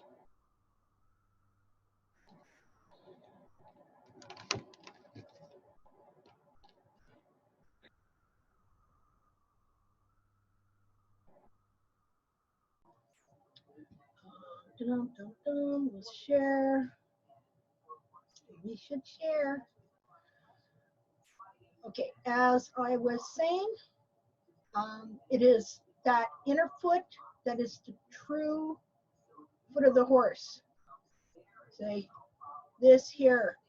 And so that capsule has to conform to the way this foot is supposed to set. And when the heels are over trimmed, it starts a bad process of distortion and instant laminitis. It's just so you don't know it. Most horses are in a state of laminitis because the capsule is pulling in the lamina of the capsule is pulling in a different direction than the lamina of the foot. They're pulling opposite when they're supposed to be in parallel alignment and unity and running together. Okay, so just gonna find this one picture. Oh, there it is. Okay, so this is not my dissection. It is some farrier somewhere. Obviously, something went drastically wrong with this foot. See, remember I was telling you about how that coffin bone rotates? How the hoof capsule is being pushed this way and the coffin bone being pushed that way. And so the horse is walking on his toe. What that means, the foot is straight up and down like this and not standing flat like that. Like you've seen in the pictures, I've just shown you how that foot is supposed to stand. It's a foot. Okay, but see, they look at this. Here we got internal structures. Okay, this, yeah, okay, this is in the inside of the foot. All right, but what each of these horses had was this right here. This right here. And those structures fit in there in a specific spot and fashion, and they're not supposed to be moved. And all horses would have the same form of digital cushion in the same spot. Same heels, same toes, same this, same that, until the hoof capsule forces everything into a distorted, it's going to fold it, it's going to, it does all kinds of things. And so again, this hoof capsule is supposed to conform to the true foot of the horse, which is this right here. Okay, once you start trimming it wrong, it makes the foot distort and deform and conform to distorted hoof capsule. Okay, go back here. So, you would have the bones, the short pastern bone, the long pastern bone, and then the cannon bone, in a specific alignment. Well, when this bone, you know why they call it rotation? Because the coffin bone right here in the joint is attached to the short pastern bone right here. It inserts into the foot right here, okay? And so when it moves, it's like a doorknob, it rotates on that joint. That's why they call it rotation, because the only way this can move is, since it's attached here, see you got, can't remember, tendon ligament here, deep flexor tendon here, blah, blah, blah. Okay, so this thing rotates. It can rotate up that way. It can rotate back this way, because just like you can move your wrist, right? There's a certain little bit of amount of movement there. Well, actually, there's a lot of movement there, because this pastern and the short pastern and long pastern, okay, they descend down this way. This thing was meant, this little one, to descend down onto the digital cushion. Okay, the digital cushion then hits the frog, and the whole time that the leg that is up here is going down onto this digital cushion and frog are pushing it back up. So that is the suspension system of the foot. Okay, well, when things go awry, because the heels are trimmed wrong, and most of laminitis is not food related, but is foot related in this way. Okay, remember I told you it sets the inner foot coming back this way and up that way, the inner foot rotating back this way, but the capsule is rotating this way. Well, look, that's exactly what happened here. See there? And look here, this is sole. Now this is frog, and this is sole. You know why that? Okay, let's go back here. Wait a second. The outside of this foot is covered. It's lamina leaves, but it's also got the sole pad that, this is soft under here. When that coffin bone wears out, you still got this in there, okay? And so it's like a big loose piece of sock in the end of that toe. And it's still got sole corium. That sole corium, it still grows sole, but let's go back here. But see, that's the end of that toe right there. The soft tissues, the sole corium that was on the bottom of the foot, it stayed right here while the bone slowly wore away because it was standing on its tiptoe,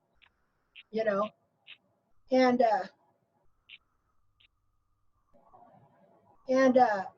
so this is the sole corium that should have been down here under the foot, growing this here under the foot, but now it's just a loose piece of stuff in there, and it's the sole from it is growing this way.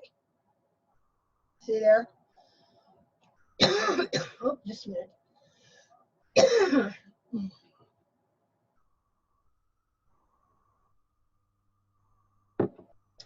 Okay, so, and people look at this foot and say, well, look, this is a great foot. Yeah, in the toe. But it's still got some a little bit of issues going on back here. And stuff. With this being pulled down a little bit, there's some foot, Well, the cartilage is not supposed to, it's, well, wait a minute, no. I may be looking at that wrong because that's the center of the foot, so never mind. If we had the other, well, but look over here. See, I don't know, I just think that this foot is still foot bound somewhat. Let's look at something here.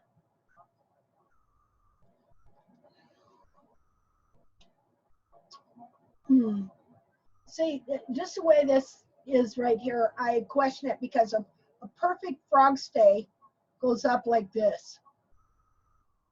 It's up like this, clear up in here. So something isn't all kosher in here, but it's not a horrible bad foot like that one, obviously, and it's got really good sole and good wall connection, and so, but it probably had a little bit issues back here, but that would have been a sound horse pretty much, but I don't see it as really having, I just wonder where the hairline was here. And this kind of looks bunched up. But anyway, we don't want to get into that. Okay, so we're gonna stop there on the anatomy part. And I'm gonna talk to Janet Herr. Are you there? Hello? I was hoping maybe. Hi. Hi. Did you get some pictures of your horse's feet? Was there anything that you would like to talk to? This is the first time you've been here. And would you like to share anything with us about you and your horses and what, you know, what? All right. So trimming this way for years, but knew some was still not right and couldn't figure it out. And I figured it all came back to the heels.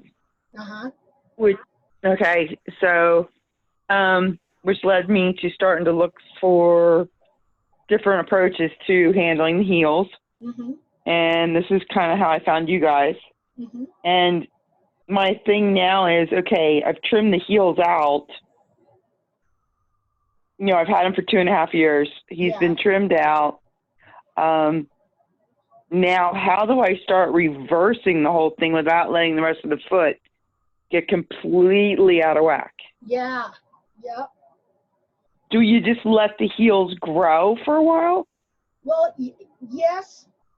Yes, to a point. It's a controlled growth. And you have to understand what's going on, and you have to be able to know when you need to relieve horn tubules. Let me get on a better page here so I can kind of show you. Yeah, I was trying to understand, you know, relieving, you know, the horn on the sides to release, you know, the pressure. But I was kind of getting lost in that one with the actual trimming. Okay, yeah, I understand and stuff. Let me start with what you would do with the heel here first. Okay, let me get. Linda. Yeah. Reza put up some really good photos of a horse, he said, of like a mountain trail horse on one of the Facebook pages. And it had a really good example of the heels filled with sole. Okay. Thought that might, I tend to trim, like as I'm restoring heels, I don't trim the heels down, but I like to keep as much sole within the heel that if I have to take back that quarter, if they're starting to fold under, if that makes sense. Yeah, yeah, because one thing that I need to explain to you is that you see here, when we do this, it's not only trimming the heel buttress out, but the sole is very thin back here too. You know, it's not like I'm losing my train of thought. Yeah, you know, like now I got to go in reverse order. So I'm like, okay, back up. Okay, I'll just tell you what I did. I started growing this area right here.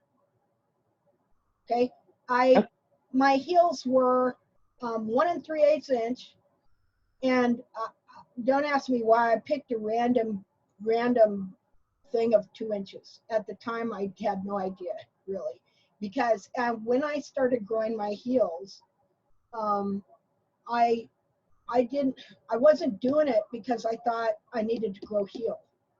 I was doing it because I thought my horn tubules were run forward and my heels were run forward.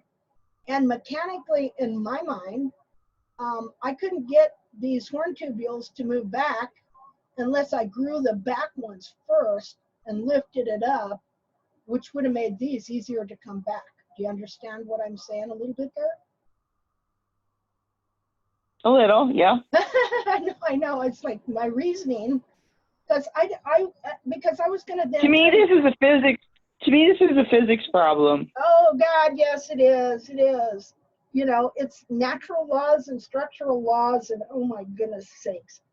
Yeah. Just a minute here. Okay, we're here. All right. Let me get. Well, that ain't. Let me get on. I guess I need to find the paint. Just a second. Okay, here I can make some. Make a demonstration. Okay, I need to chill. Relaxing. Jeez. Okay. There. All right, there we go. Okay, so so there's other things anatomically that you got to wrap your head around too, and that is that when the wall in the natural over here, okay, this lamina leaf here, or this piece of wall that grows from here and grows down that lamina leaf connected to it and connects to the sole right here. Then from there, they connect to specific sole tubules and they grow together, the sole and the wall right here. And then inside, that's where you see your white line, you know what I mean? Okay, well, this is where it was all placed, and this is how the sole grew under here at this angle. The sole has tubules, just like the wall, and just like the wall tubules can, well, I need a different color. The wall tubules can, what's going on? This one, it's not giving me the color I want. There we go. Nope, no, I need it white. Okay, just like the wall tubules can be like this. Okay, see this tubule that was right here, horn tubule that you would see on the outside, that was right here. Okay, by the time you get over here, okay, this tubule is like this. See the difference? Okay, notice where it's at a different spot right here on the foot. Now you got to remember that originally it grew down like this. It connected to the sole right there, and then they grew down together. Okay, but now it's been forced to grow up to here. Okay, and so it's taken, and just a minute, the sole that was connected right here to the tubule that should have been here and internally and stuff, instead of being upright like so, like back there, and gives you your thick sole, because this is how your sole, while the wall tubule and wall can grow indefinitely and not die, the sole only grows a certain length and then it dies and it exfoliates. Okay, and so the sole, that tubule that should have been at an angle like this to give you thickness of sole, is now like that. That's why these horses have no sole and they're flat-footed a lot of times, and thin sole. And so what happens is, as you start to grow, just a minute, as you start to grow this heel back here,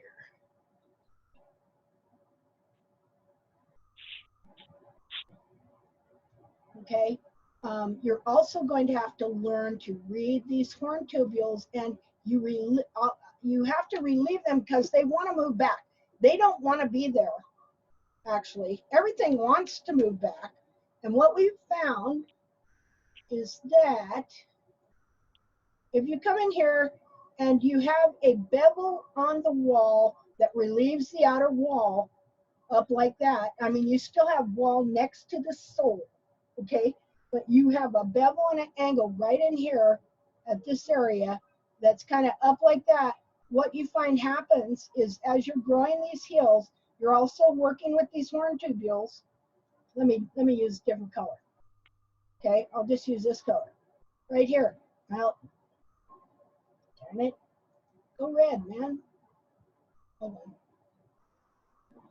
Okay, so you relieve this outer wall, so that gives it room to move like that. And they really do move like that. I got documentation in my horse for of Okay, back tubules. up, back up. Okay, When you say relieve it, what do you mean by relieve it? okay. Well, let's see. Let me draw you a picture. Okay, if we were looking at the side of the hoof, I'll quit it. Let me get something here. Let's use black. If we were looking at the side of the hoof wall,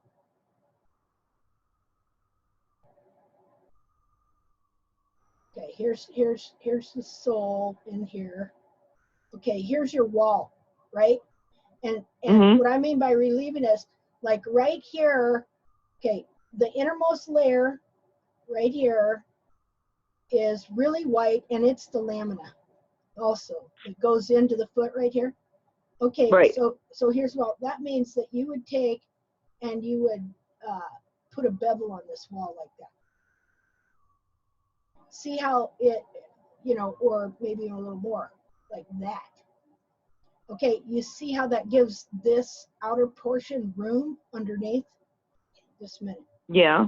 It reminds me of like the Mustang roll kind of thing. Yeah, it's similar, yeah. Except that it's not huge like that. It's just kind of like that. And then of course you'll just kind of, you know, rasp down this sharp edge here. You don't want. Now, do you do that all the way around? I usually don't do it right here in the heel. I don't do it right here in the heel. And we'll do it at different places at different times. I mean, in general, we will do that to a certain degree, you know, at least all the way about to here. Okay. But what we do is, and this is why we take pictures, and this is a big part of TACT, is taking pictures that you can I'm learning. read, yeah, that you can read and see what's going on, because that tells you the truth most of the time. And so you would come in here and you would just give them all you need. They just need a little bit of room, but you don't want to take away a lot of the hard support. You know the difference between like, you know, the wall in your house, and you know what a retaining wall is? Say that again? Do you know what a retaining wall is? Yeah. Okay, well, that's what this wall becomes for the sole. Right here is a retaining wall, because the sole tubules are soft, and so all this wall is supposed to be in a specific location to support this sole. And so while we want to give and bevel off some of the outer wall, we don't want to do it too high that we're going to weaken this area next to the sole, because we still want as much wall as possible strong to support that little bit of sole that horse may have. So we don't do heavy Mustang rolls because, you know, make it look like a wild horse's foot and stuff, because that weakens this area of the sole here. Now, go ahead. you know, like right where the arch is, where it's pushing up in the center of the hairline. Yeah. Okay. Somewhere in one of your videos, it really confused me. They actually went in and almost the bottom of the hoof was curved to the ground for a while when they were done trimming, and then they said it would flatten back out. In one of my videos? I'm just trying to figure out how to explain it. Yeah. She's talking about the hairline being arched right there where you were working, and how we go to the bottom of the sole and relieve it a little bit to get the arch. Yeah, I don't get that at all. Yeah. Oh, okay. Well, this wall here, see, a second here. Let me get this. This wall, let's say, hold on. Okay, let's say, do I have a brush? Okay. This is the inside of the inner foot here. Okay? Right here. Mm-hmm. And let's say this is the hairline right here. Okay? Mm-hmm. All right, this wall, because it's on these lamina leaves, do you know what dovetailing is? Yes. Okay, you know how when you dovetail a joint, it can slide? Yes. But it's still hooked together? Okay, well, these lamina leaves, the way they're hooked together, they're dovetailed together. That's why the hoof wall can grow from here and connect to the lamina leaves it produces, connect to the lamina leaves of the inner foot, and then slide down as it grows, like that. So the wall starts here and it slides down, connected to the foot in a dovetailed fashion. So if the wall gets overweighted, the horse has a self-leveling system. Just a minute here. Let me kind of do this here. Okay. The horse. Okay. So usually the wall goes down like this. See what I'm saying? Right. Okay. But if the wall is left too long, all right, and weighted, well, one of the first things that happens is the wall will start to buckle and it will compress. Like it has a kind of a self-leveling system.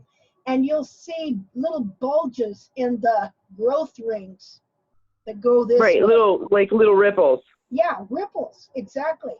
Okay, when it has done that too much, I mean, it'll only do it to a certain degree, you know? And after that, if the foot does not get relief from the wall growth and everything like that, then instead of growing down like this, the growth starts to push up like that. And that is called wall jamming, what we call it. You know, that's called wall jamming. And so this piece of wall here could jam up and start pushing up the coronary band. See? And so that's why you would maybe put a little arch or scoop here just to relieve it so that it can relax back down. See, it would be right there. So you're literally talking about putting a little arch in the outer wall. Well, yeah, just underneath here to what we call relieving, to give it room, give it some room there. See, like that? Well, that would be room right there. If you trimmed it up like that, it would give it a little room to kind of come down, you know, and get that out of that and get the bulges out and stuff like that. But you have to be able to tell the difference between a foot that it has that arch or that lift right there because it's bent, because the back of the foot is all cartilage. The whole foot can be compressed and folded together. Well, if I bring the toe back this way and the heel's this way, what happens right here to this part of the foot? It arches, right? Yeah. Okay, so you have to be able to, okay, so then it wouldn't matter how much I relieved it down here, that's not going to come out. Okay, instead, in that case, what I have to do is grow the heel and lift the back of the foot up again, and that will straighten out the arch and bring that down. So, I mean, well, for go ahead. For everything on the foot, there's a counterfeit or something that seems similar, but isn't. I mean, everything. You got false heels, you know, just like that. That's a double indemnity thing there. Is it wall jamming because the wall was left too long there and it just, you know, got pushed up? Or is the whole foot bent, making it look pushed up? I think mine's the whole wall's bent because I haven't let it walk on the wall. Yeah, okay. I've kept the walls, I've kept them off the outer wall Yeah. all along. So mine has got to be just from cutting the heel off. Yeah. Yeah, see, that was my problem too. And I tried forever to get that what I thought was wall jamming out of the foot and relieving it and everything. Nothing worked. But then after I learned about the heel buttress and started trying to restore the heels, and as the heel started growing in and lifting this whole back of the foot up here, then it started going away, you know. But at the time, I didn't know that the foot could even be bent like that. You know, and so, you know, and, you know, they were teaching that the foot has a natural arch, and I mean, all kinds of different stuff. So, you know, anyway. I never had the hoof not flat on the floor when I was done. I never had a natural arch. I have a cup underneath, concavity, but it doesn't show when the hoof is on the floor. Well, by arch, I mean, when you rasp the bottom of your foot, okay, do you get a clean white line anywhere? Yeah. Okay. Do you get it in the quarter? Not normally. Okay, see, that's because the foot is bent right there. If the foot was sitting this way and not bent and flat, then you would get a clean white line all the way from the toe through the heel. But because the foot is bent, then that area curves up, and so it's not down flat with the rest of the foot. You know, you can get a clean white line sometimes in the heel and up here in the toe, and you would have to scoop it way down to get it in the quarter. Okay, because the foot is bent like that. See, because again, this part is the only solid part of the foot. It's got a bone in it. This is all fat and cartilage and stuff, and you can fold it like you fold a wash rag if you have enough, you know, pressure. So does that mean if I don't have the clean white line that I also have to scoop out and grow heel? No, you don't have to scoop that out necessarily. You know, what you do have to do is start reading the horn tubules, and you're growing this area right here from about, you know, from here, well, we start from here to here. We're letting that grow, you know. I'm having a brain. That's going to take some time. Well, it does, you know, but you know, at least you're coming in at a time when we know way more than we did in 2017, 2016, when this all started coming about. Yes. You know, so you have. Well, I mean, I just knew I needed more heel, but I wasn't sure how to grow it safely. Yeah. Like, do I keep the bars trimmed? Do I? Yes. You know, the whole mechanics of letting it grow out and how to just control its growth. Yeah. Yeah, and that's what this is all about, controlled growth. Because if you let the heel grow, but you don't pay attention to these horn tubules, and oh, come on, and you don't get them coming back, then you just wind up with this deal. You know what I mean? Mm-hmm. And that's not good, because then all the weight of that horse is pushing back that way, with the capsule pushing this way, and that is why you have to really get on them and stay on these horn tubules. That while you're growing this in, Okay, and I mean, there's only so much you can do. You've got to let some of this grow in. You just want to make sure that these horn tubules don't get out of hand. I'll show you a picture in a minute.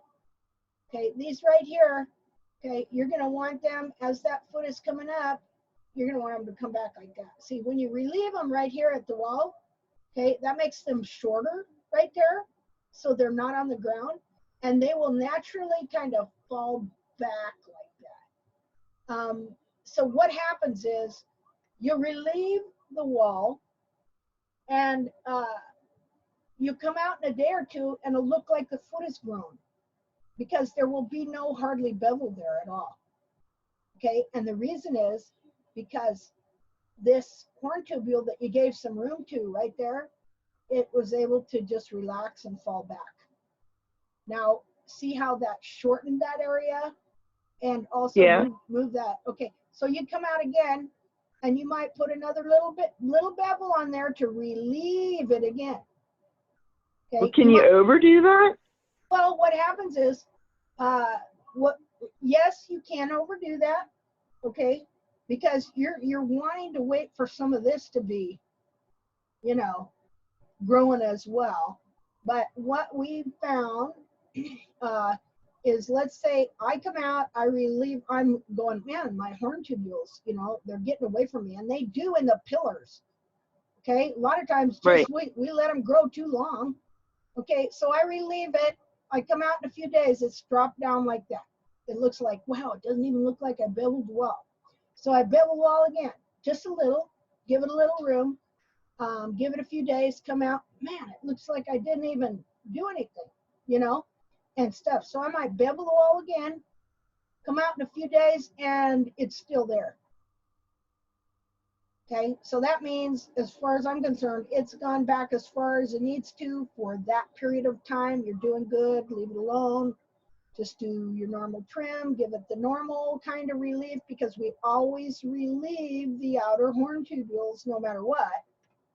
Okay. That's so freaky, because I've noticed that and thought, I swear to God, I just you know, relieved them the other day, and why do they look like they're down on the ground again? Wow, that's awesome that you have seen that. See, I've seen it, but I didn't know what it was. Yeah, to confirm, see, all this and all these people seeing all these things, because we pay attention to what's going on with these feet, because we are so consumed with trying to get our horses right, you know.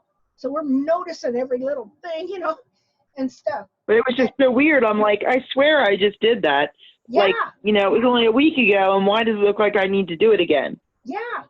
Yeah, exactly. But then the problem is I'm probably touching the heels at the same time. Yeah. Yeah, and that's what you got to leave, is this area right here. Now, don't bevel back there. Yeah, you need to let that grow. Now, this is how this works. You want this to grow out past the sole you got there, but not so much that it's going to buckle or break. Okay? Okay. Ultimately, you're wanting this to grow so that from here to down to the end of the heel is 2 inches. From the hairline to the end of the heel is 2 inches, 2 inches, 2 inches, or from the bottom of the collateral groove that is open and not covered with periopal skin or frog measures 1 inch right there. Okay, so if you're growing it and letting it just be slightly longer than the sole and it starts to buckle, what do you do? Just kind of bring it down a little bit again. And who was it just telling me that you leave the sole in here, like you're going to get exfoliatable sole? What you ultimately want is you want this to grow, and you got 2 inch heels. You want all these horn tubules to come back in alignment. And then as this is all happening, okay, slowly this sole tubule that is pulled forward like this also starts coming back and lengthening. And what's that doing? That's thickening up your sole. See, because now that tubule can grow at the angle it's supposed to and stuff. And so ultimately what you want to get is full thickness of sole supporting the wall that you're growing. but you're not going to have it at first. All right, so you grow the wall in the back to the point where it wants to buckle a little bit, so you have to shorten it up a little and wait for the sole to catch up. Yeah, well, actually you have to wait for all these tubules to catch up, and you have to wait for okay, I'm going to show you what you're doing here, because this is the funny part. Remember how before I told you about wall jamming, how you don't want that? Okay, well, in this case, you use wall jamming to your advantage, because that is exactly why we're growing the heel down like this past the sole, so that we are weighting the wall. That's why you don't want to really bevel it or anything like that, because you want this wall to be weighted so that as it grows, it's pushing hoof wall back up into the capsule, and it's lifting the whole back of the foot up and adding wall into the capsule that's been trimmed out. Will it be strong enough to do that? Yes, it is. It is. Now some people are using shoes. We also believe that it's okay to use horseshoes. You know, if that's what people need to support that foot for a time while they're doing transition. And in fact, down the line, if people needed to use shoes on their horse all the time, good. You know, we're not that way. You know, and stuff, because we have realized that it's not necessarily the shoe, it's the trim and the understanding of the foot that has been screwing these horses' feet up for so long. But the thing about it is, if the foot was anatomically correct, he grows his own shoe. See? You know, you got.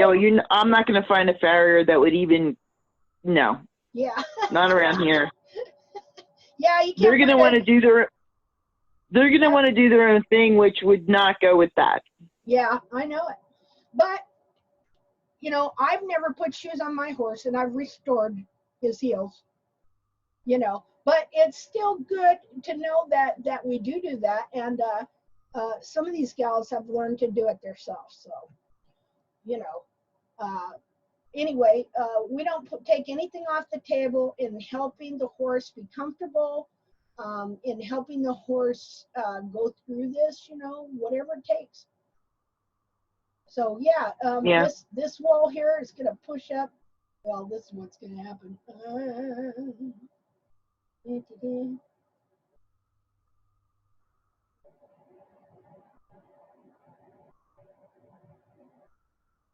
Just going to go like that. Push the whole back of that foot up. Now, the bars are not weight supporting.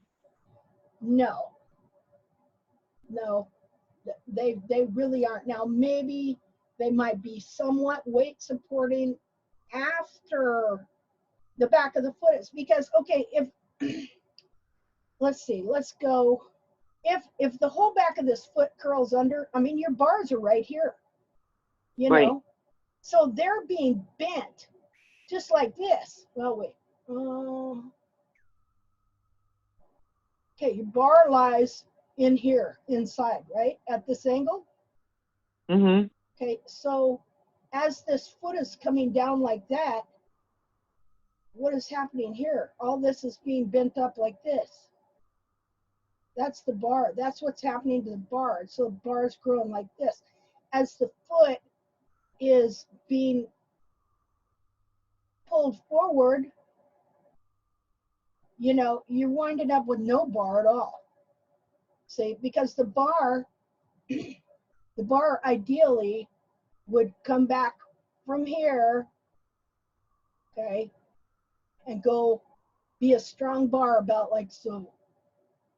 See, underneath there. But as this whole thing bends up into the foot, and here's another thing. As this stuff bends, and like say this piece of the coronary band that grows the buttress gets folded up like this, then whatever was growing hoof wall from here, whatever papillae was growing hoof wall, gets smothered over. It's just like grass. You know how you put something on grass, it quits growing? Mm-hmm. Okay, so as you're restoring this foot and this starts opening up because the frog is growing, it's pushing that thing up. And the wall is pushing it up, and then the wall is also filling in and moving backwards like this, you know, so, because see, okay, this part of the foot like this, it comes out and up like this, and your cartilages will open up, let's see, like so, and be lifted as well. See, you wind up having a way longer foot in the end. I mean, yeah. And just to throw another kink into this, just to make it even uglier. Okay. When you have a horse, when you had a horse that had extremely contracted heels, and all of this going on, so will that straighten itself out too with time? Yes. The thing that happens with really contracted heels though, is that on the bottom of this foot, it's got a certain number of sole tubules. And so when the foot is just its normal length and no bending or anything like that, all these horn tubules are spaced at a specific space apart, okay? And growing like that. When the heels contract, it takes the circumference of the hoof wall and makes it way smaller. Compressing all those sole tubules into a smaller area, making it very dense. See, and then the hoof capsule becomes a prison for that.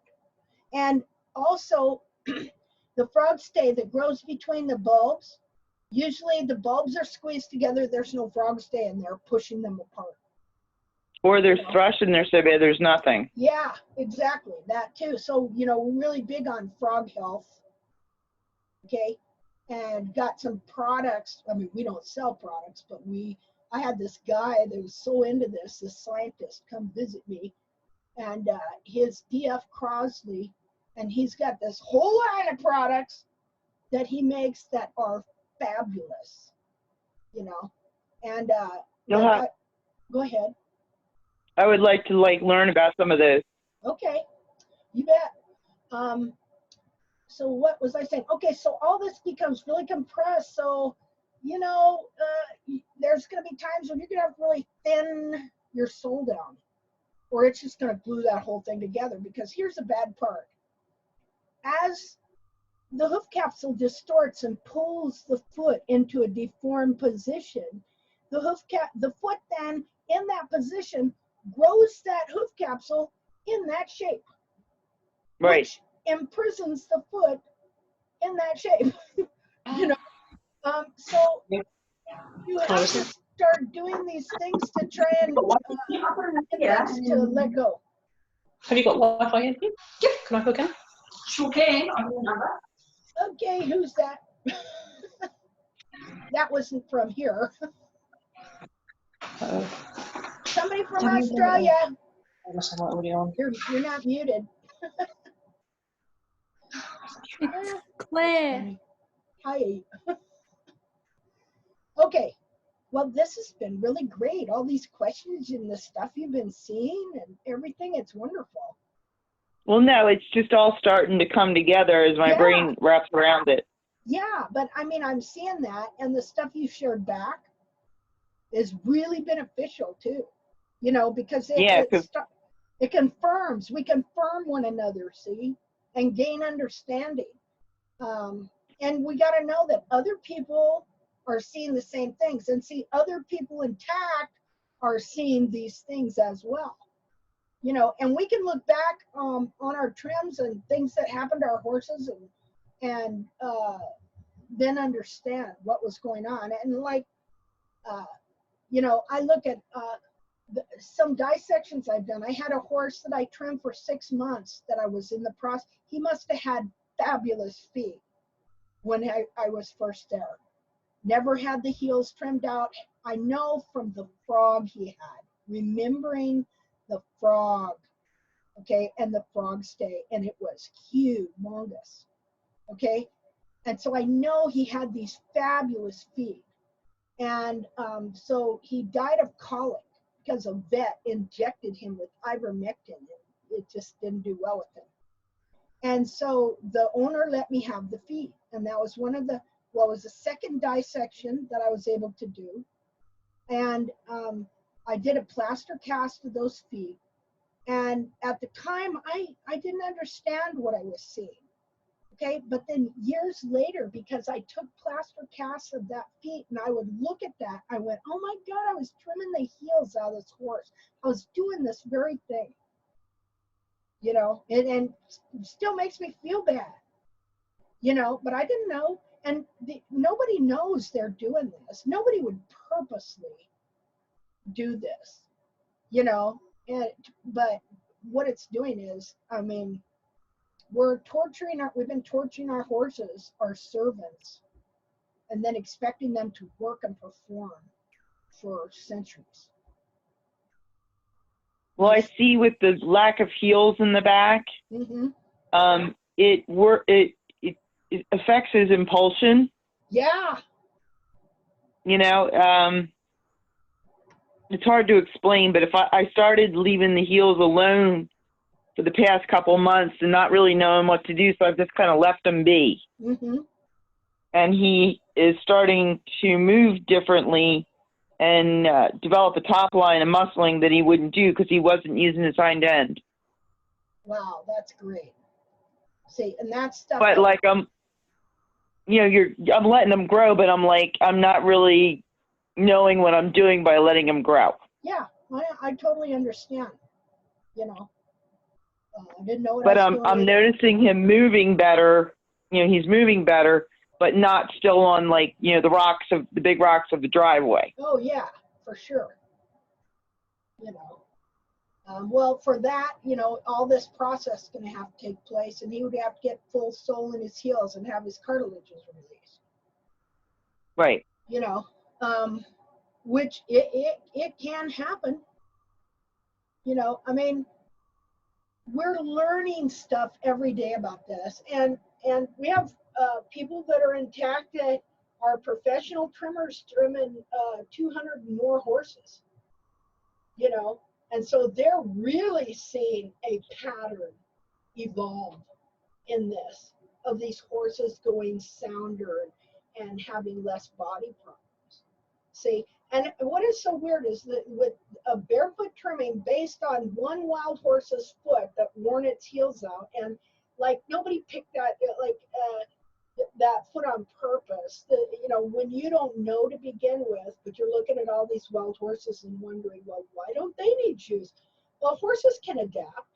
That doesn't mean that their adaptation was the ideal thing that they should have had, you know?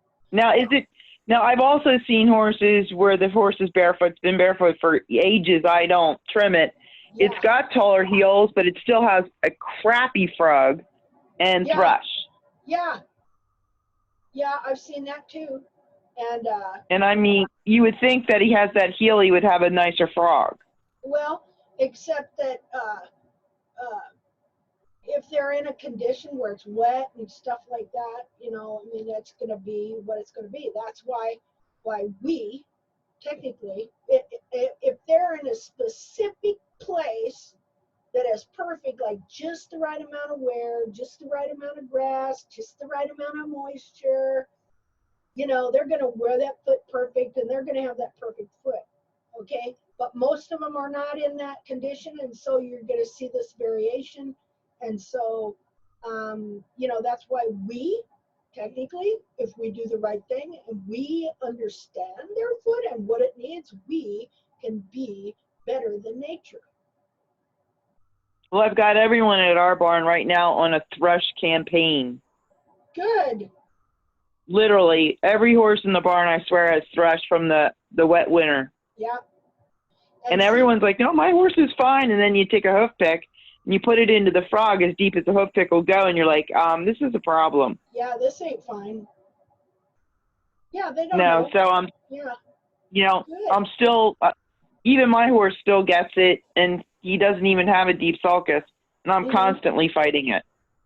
Yeah, this product, see, the two things that really, even when I was trimming out the heels, I managed to get excellent what frog I had and stuff, because I started trimming the frogs, and I also started using the stuff they use on milk cows for foot baths. Tomorrow. You know, and The Tomorrow cream? it was this stuff called Hoofplex. Stock. Oh, really? And it was blue, and it was in a gallon, and you're supposed to pour it and make 500 gallons. And what they do in milk cow barns is they have these little pool things that the cows walk through with this in it that, Right. you know, puts on their feet, right? So I just used it full strength, and I never had thrush ever. And I'm in Kansas, and it turns into a slough here, you know, for months out of the year. And so I have never had thrush in all the years that I've been continually trimming the frog, even when I didn't have heels, and using that stuff. But then they quit making it because the company sold out. Well, then we found that, yeah, and we were bummed out, you know, so we're looking for it. We found this other stuff called New Hoof, and then that got hard to get. And then I was calling this company, trying to find it and stuff. And I called one day, and the owner of some other company, I don't know what happened, but I wound up with this guy named David Crosley. And this guy was like a zealot for antibacterial animal stuff, you know, and he was a scientist and everything. He insisted upon coming to visit me. Like, I did not want him to come visit me. I just wanted to buy some product, you know. I didn't want him to come visit me. He insisted upon coming down here because he wanted to do a video with me, thought I was more popular than I am. And because he thought it would be good for selling his product, you know, and which, I don't know about that. But anyway, he left me a ton of stuff, and this stuff is fabulous, and he explained to me all the science behind it. And it's better than the Stockplex we were using, in that it has more ingredients. Like the Stockplex had, first of all, it had this blue dye in it that get all over your hands and everything, but that was cool because you were always seeing it in the foot months later and thinking it's still working, you know. And so this stuff has ionized copper sulfate, zinc, and melaleuca tea tree oil, and some other essential oils in it. And I'm telling you what, it's death on any bacteria of any kind, you know. Well, you know, because we've been using Tomorrow mastitis cream, which works pretty well. Uh-huh. And, you know, a couple of the other commercial, you know, thrush products. Yeah, I used everything you could use practically. But I would like to learn about this other one, just you know, just to add it to the arsenal. You bet, you know, and stuff. Well, yeah, it's great stuff. Okay, so anyway, this is the basics. There is, of course, more to it. But it's like tying your shoes. Remember how hard that was? Mm-hmm. Okay, now you just do it, right? Okay, yeah. The more you do this, the more things start clicking in your head, you know, to where it just becomes like you're reading another language. Because that's really kind of what we're doing. We're learning another language and how to read it, you know, and so that's pretty cool. Well, I took pictures yesterday, and I'll go and, you know, reassess this weekend. You know, and maybe work on those walls again if they're touching the ground. Okay, well. And, you know, just keep an eye on those. Yeah. And my bars are long, so I'll probably clean the bars up. Okay, well, and we also do foot mapping, hoof mapping. Yeah, I haven't got into that quite yet. Yeah, and that's very important to learn too, because what that is it doesn't give you exact, you know, what it does is it gives you a ballpark place to go, to where you can keep the individual boundaries of the individual parts close to where they're supposed to be, so that they're not getting in the way of each other and covering each other up. Because, like, you know, the bars grow up over the sole, well, that chokes the sole out. You know, things like that. That's what the hoof mapping is. You know, you cannot see this internal foot. Here, I'm going to show you something here. Just a second. Yeah, the hoof mapping is what? The measurements on the bottom?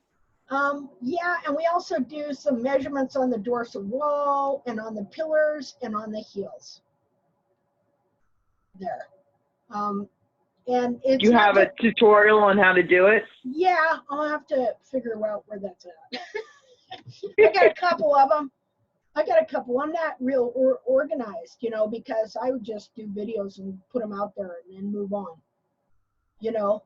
So I got a trail. I got a trail behind me also, the older videos from before 2016. I was still trimming heels out, except in a couple of videos I was experimenting and growing heels, you know, for a different reason again. But let's see here. Hold on. Linda? Yeah. I found the mapping instructions on the forum, and it was a format I could print out and take to the barn so I could look at it and do it and look and do and look and do. Okay. So it's on the forum. You have to kind of dig for it, but it's there. Okay, well, maybe I'll get that and put it in the Facebook page so people can just get it. Yeah, I get lost. I travel from one point to another, to another, to another, and by the time I get somewhere, I forgot where the hell I was trying to go. Oh yeah. I hear you. I totally relate to that. Okay, let's see. Let's go in here because, okay, I know I got, okay, so here's the bottom of the foot. We've been looking at the top of the foot. Okay, so right. the mapping is based on this foot. Okay, where we put the bar line, where the frog line even is, because we found that the frog can overgrow, push the bar out over here, and then you're trimming the bar clear over here, and you're trimming to the distortion, rather than trying to create a new boundary that will bring the bar in where it's supposed to be. Let's see here. Okay, right here. This shows why we do this mapping is to keep the bar and frog in alignment.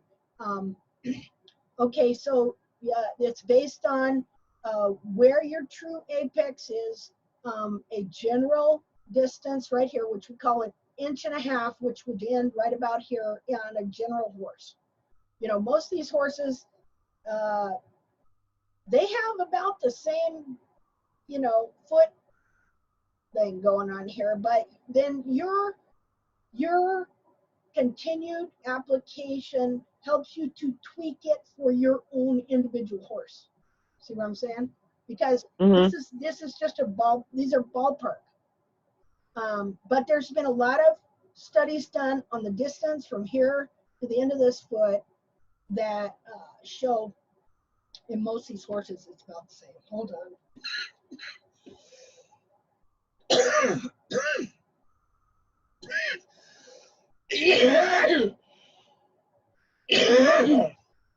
Cripes.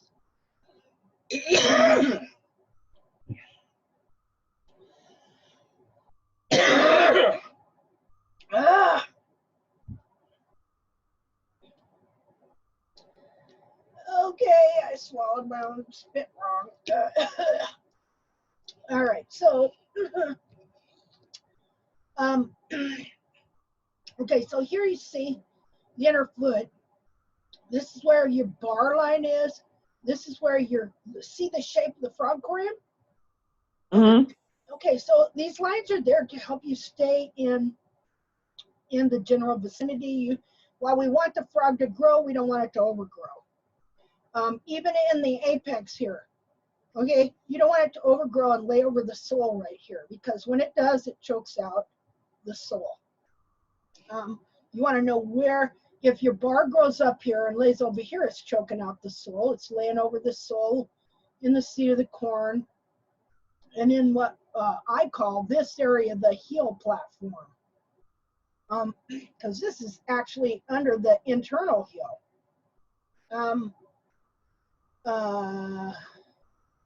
Anyway, that's part of the mapping. We Okay. trim down to find the true apex of the frog, measure from there 1.5 inches. You need to kind of draw a line in the sand on these toes or it gets out of hand, and learn how to bring down these pillars so that all this is going to keep coming back. Because what happens is if you don't learn how to recognize and control this area, then this pillar gets long, and next thing you know, your toe's a little wider here, a little wider, and it's just almost square, you know, then distortion happens. Right. And then of course there's tubules connected to that. They're going to push forward. They're going to pull all this forward with them. They're like dominoes, you know. So the line closest to the back of the frog is the widest part of the foot? Where? Here? Yeah, that one. Maybe right there it is, but that isn't why I put it there. Oh. You know, because the widest part of the foot is here on this foot. This foot, it goes all over the freaking place, you know, depending on what your horn tubules are doing and what the walls are doing and everything else, you know. So I don't usually really use the widest part of the foot for anything because, well, look here, the difference. Hold on. Well,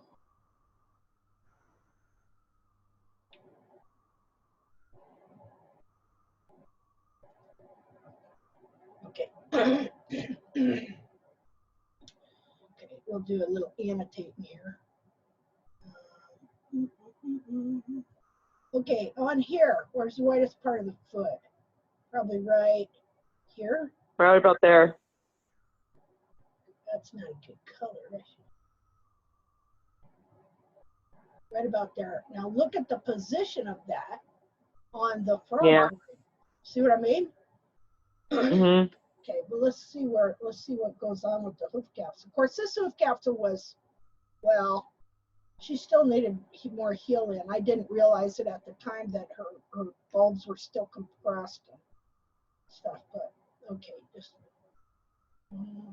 So you don't normally put that line on the hoof? Not really.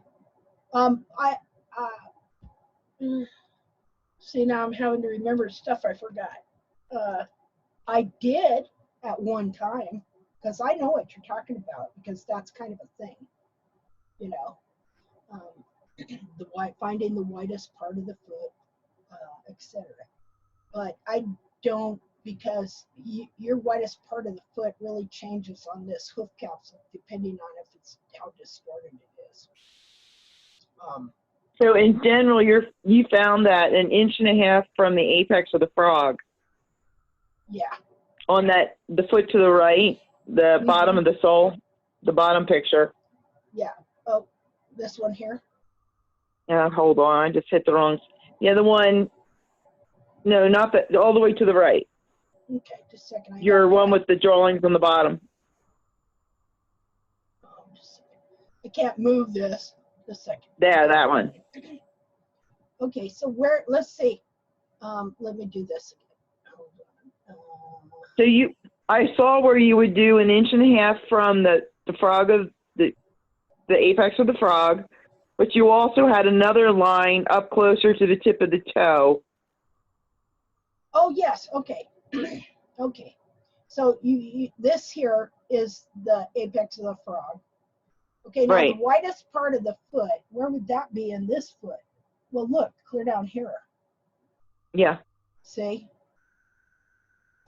That's not why I put that there, but I can't remember exactly why I put that line there. But one reason I put these lines kind of like this, okay, is so you can look at symmetry.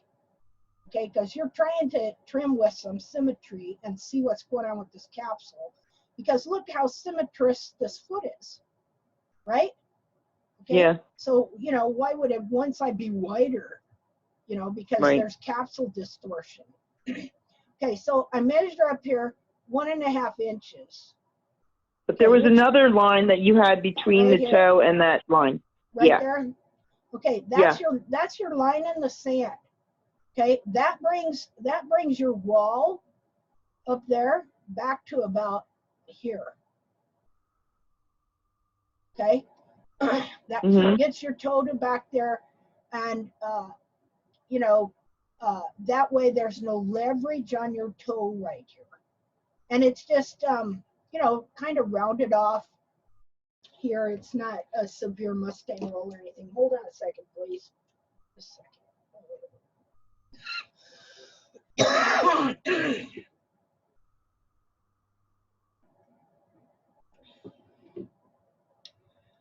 Okay, so this would be about like so. Interesting.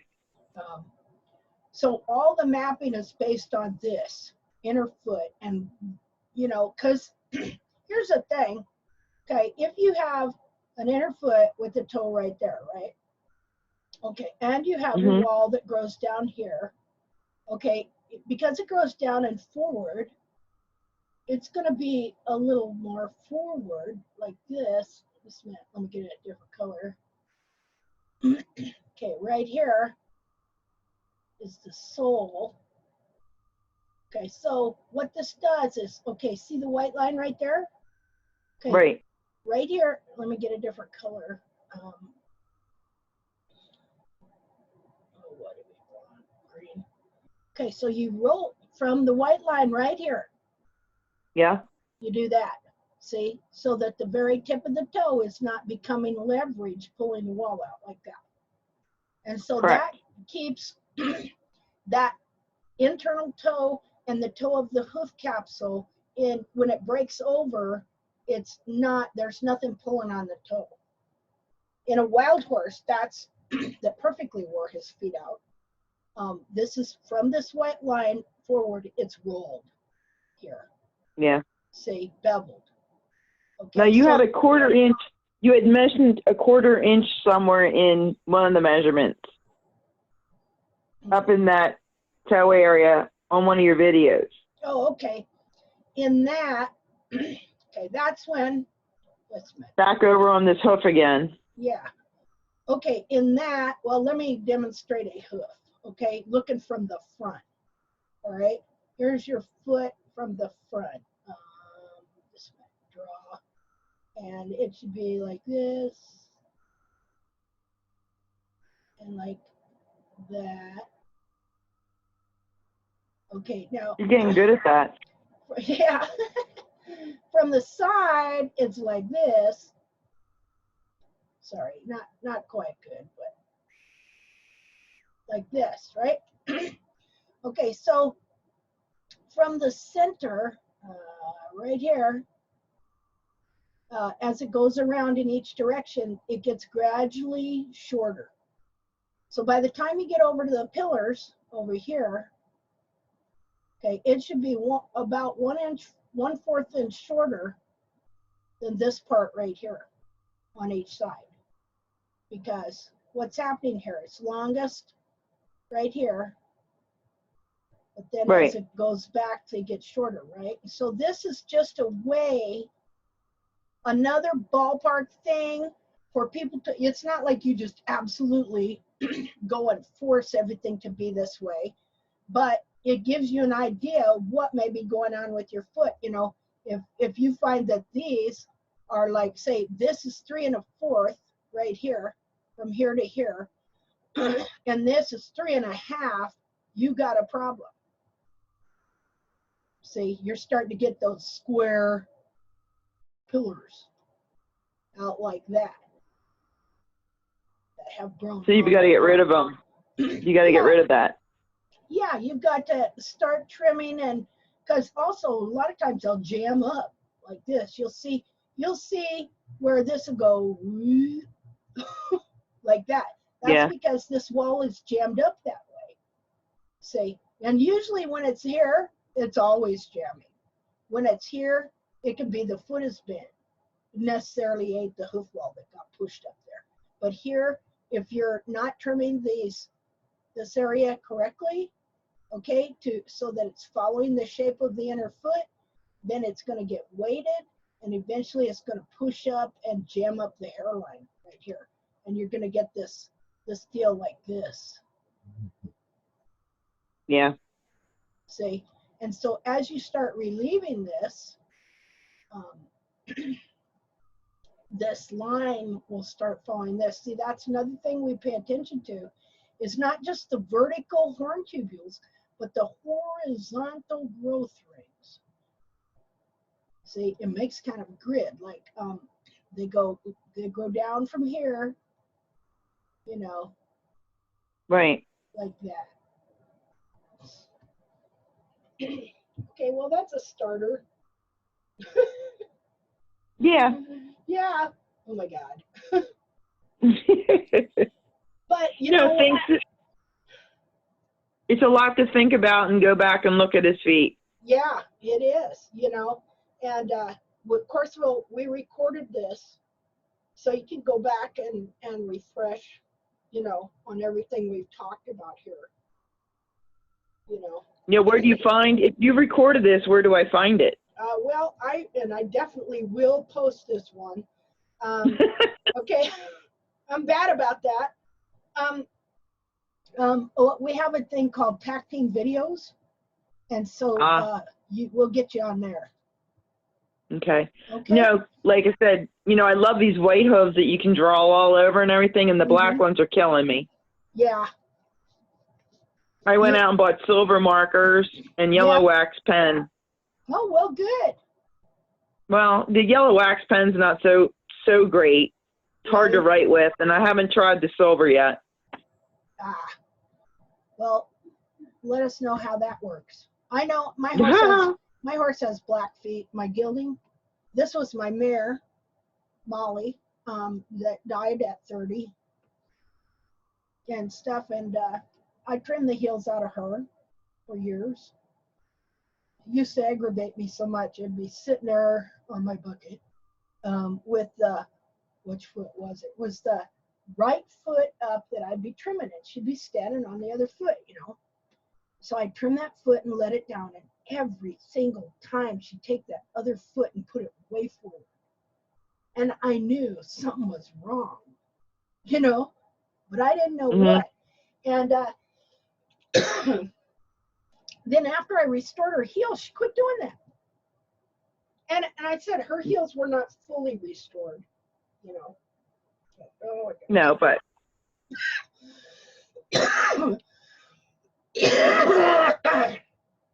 you sound like you need a good drink. What? Oh, is that coming through? I've been muting this. No.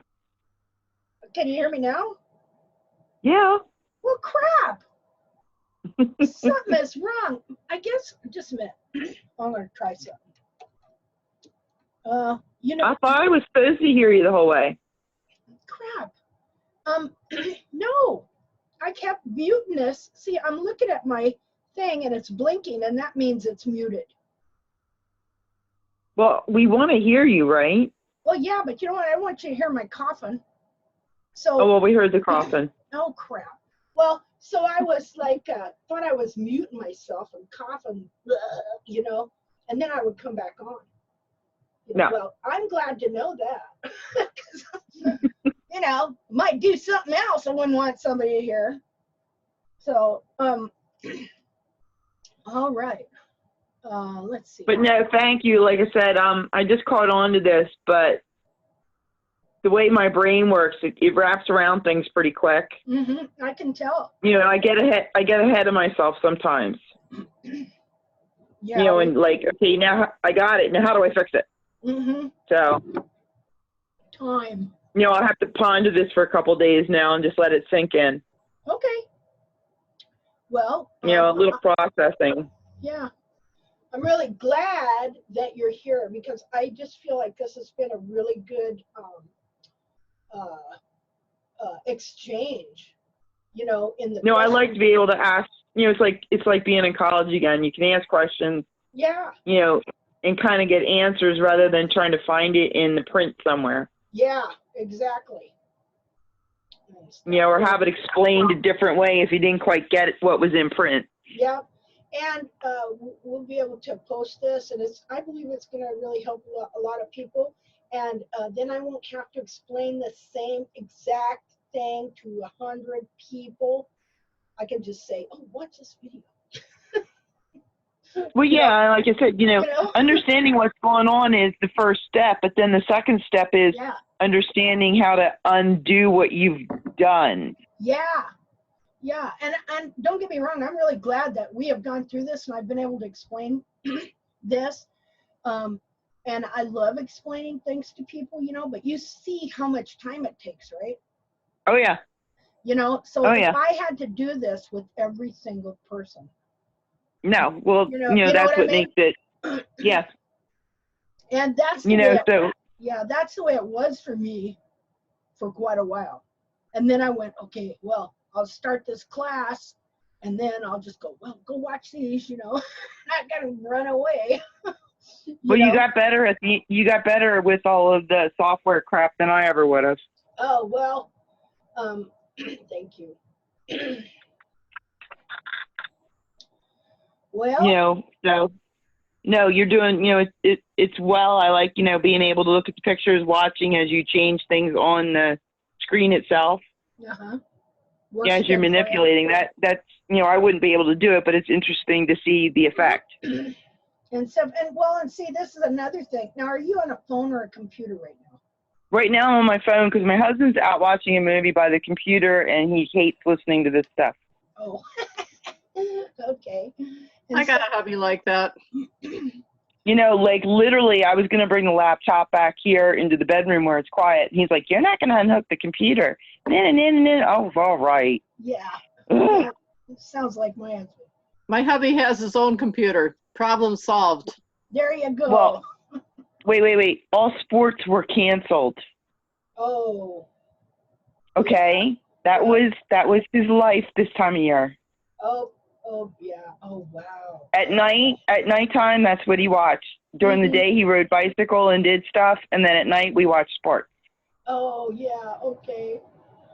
Wow. So, not good. Yeah, I know. My husband works at a lodge, and they're probably going to cancel turkey hunting.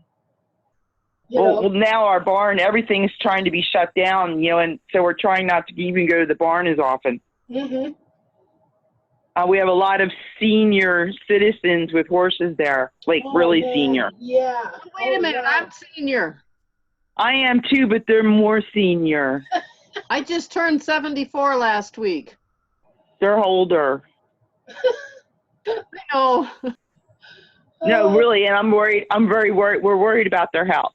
Yeah, for sure. So we're trying to limit, people all being at the barn at the same time.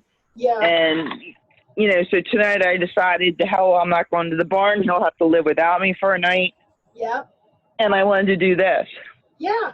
Well, we're glad you did. Well, thank you. Yeah, like I said, it gives me a lot to ponder, and I'm sure I'll have 12 million more questions the next time. Hey, that's awesome. Now, my college professors, huh? I was going to ask you what state you live in. I'm the one that lives in Hershey. Oh, that's right. Hershey. Chocolate. Yep. Pennsylvania. Yeah, right. Bad chocolate. Yep. The plant's still running. Somehow that's still essential. I'm not sure how. Okay, so we can make Hershey bars, but we can't make antibiotics. All right. Yeah. Okay. Yeah. I don't follow the whole thing at all. But the governor has decided what stays shut and what doesn't. Yeah. Yeah. Same but here. No. But it's nice to come here and kind of forget about this stuff for a little while, isn't it? And then you come back to reality. It's like, is this really happening? I can't watch TV. I can't even watch the news anymore. I don't blame you. So. Okay, well, yeah. This is great. Thank you. You're welcome. And this has been great. And yeah, you do this. You're going to do this every couple Thursdays? I do it every Thursday. Okay. Every Thursday. Well, when I'm around or, I can get in, I'll do it. That'll be awesome. All right. Thank you. Yeah, thank you. Thank you, everybody else. Okay, bye. Good night. Get better. Good night. Okay, hey, anybody got any questions or anything they want to add? No. It's been wonderful. Again, as usual. Thank you, Dara. Okay, hey, everybody have a good night. Wow, we went, All right, good we night. went a long time. It felt like how time flies when you're having hoof. Oh, man. Okay. Uh-huh. All right, guys, you're awesome. Have a great week. Thank you, Thanks, you Linda. too. Bye-bye. Stay well, Thank you. everybody. Thank you. Yeah, stay healthy. You bet. You too. Good night. Good Good night. night.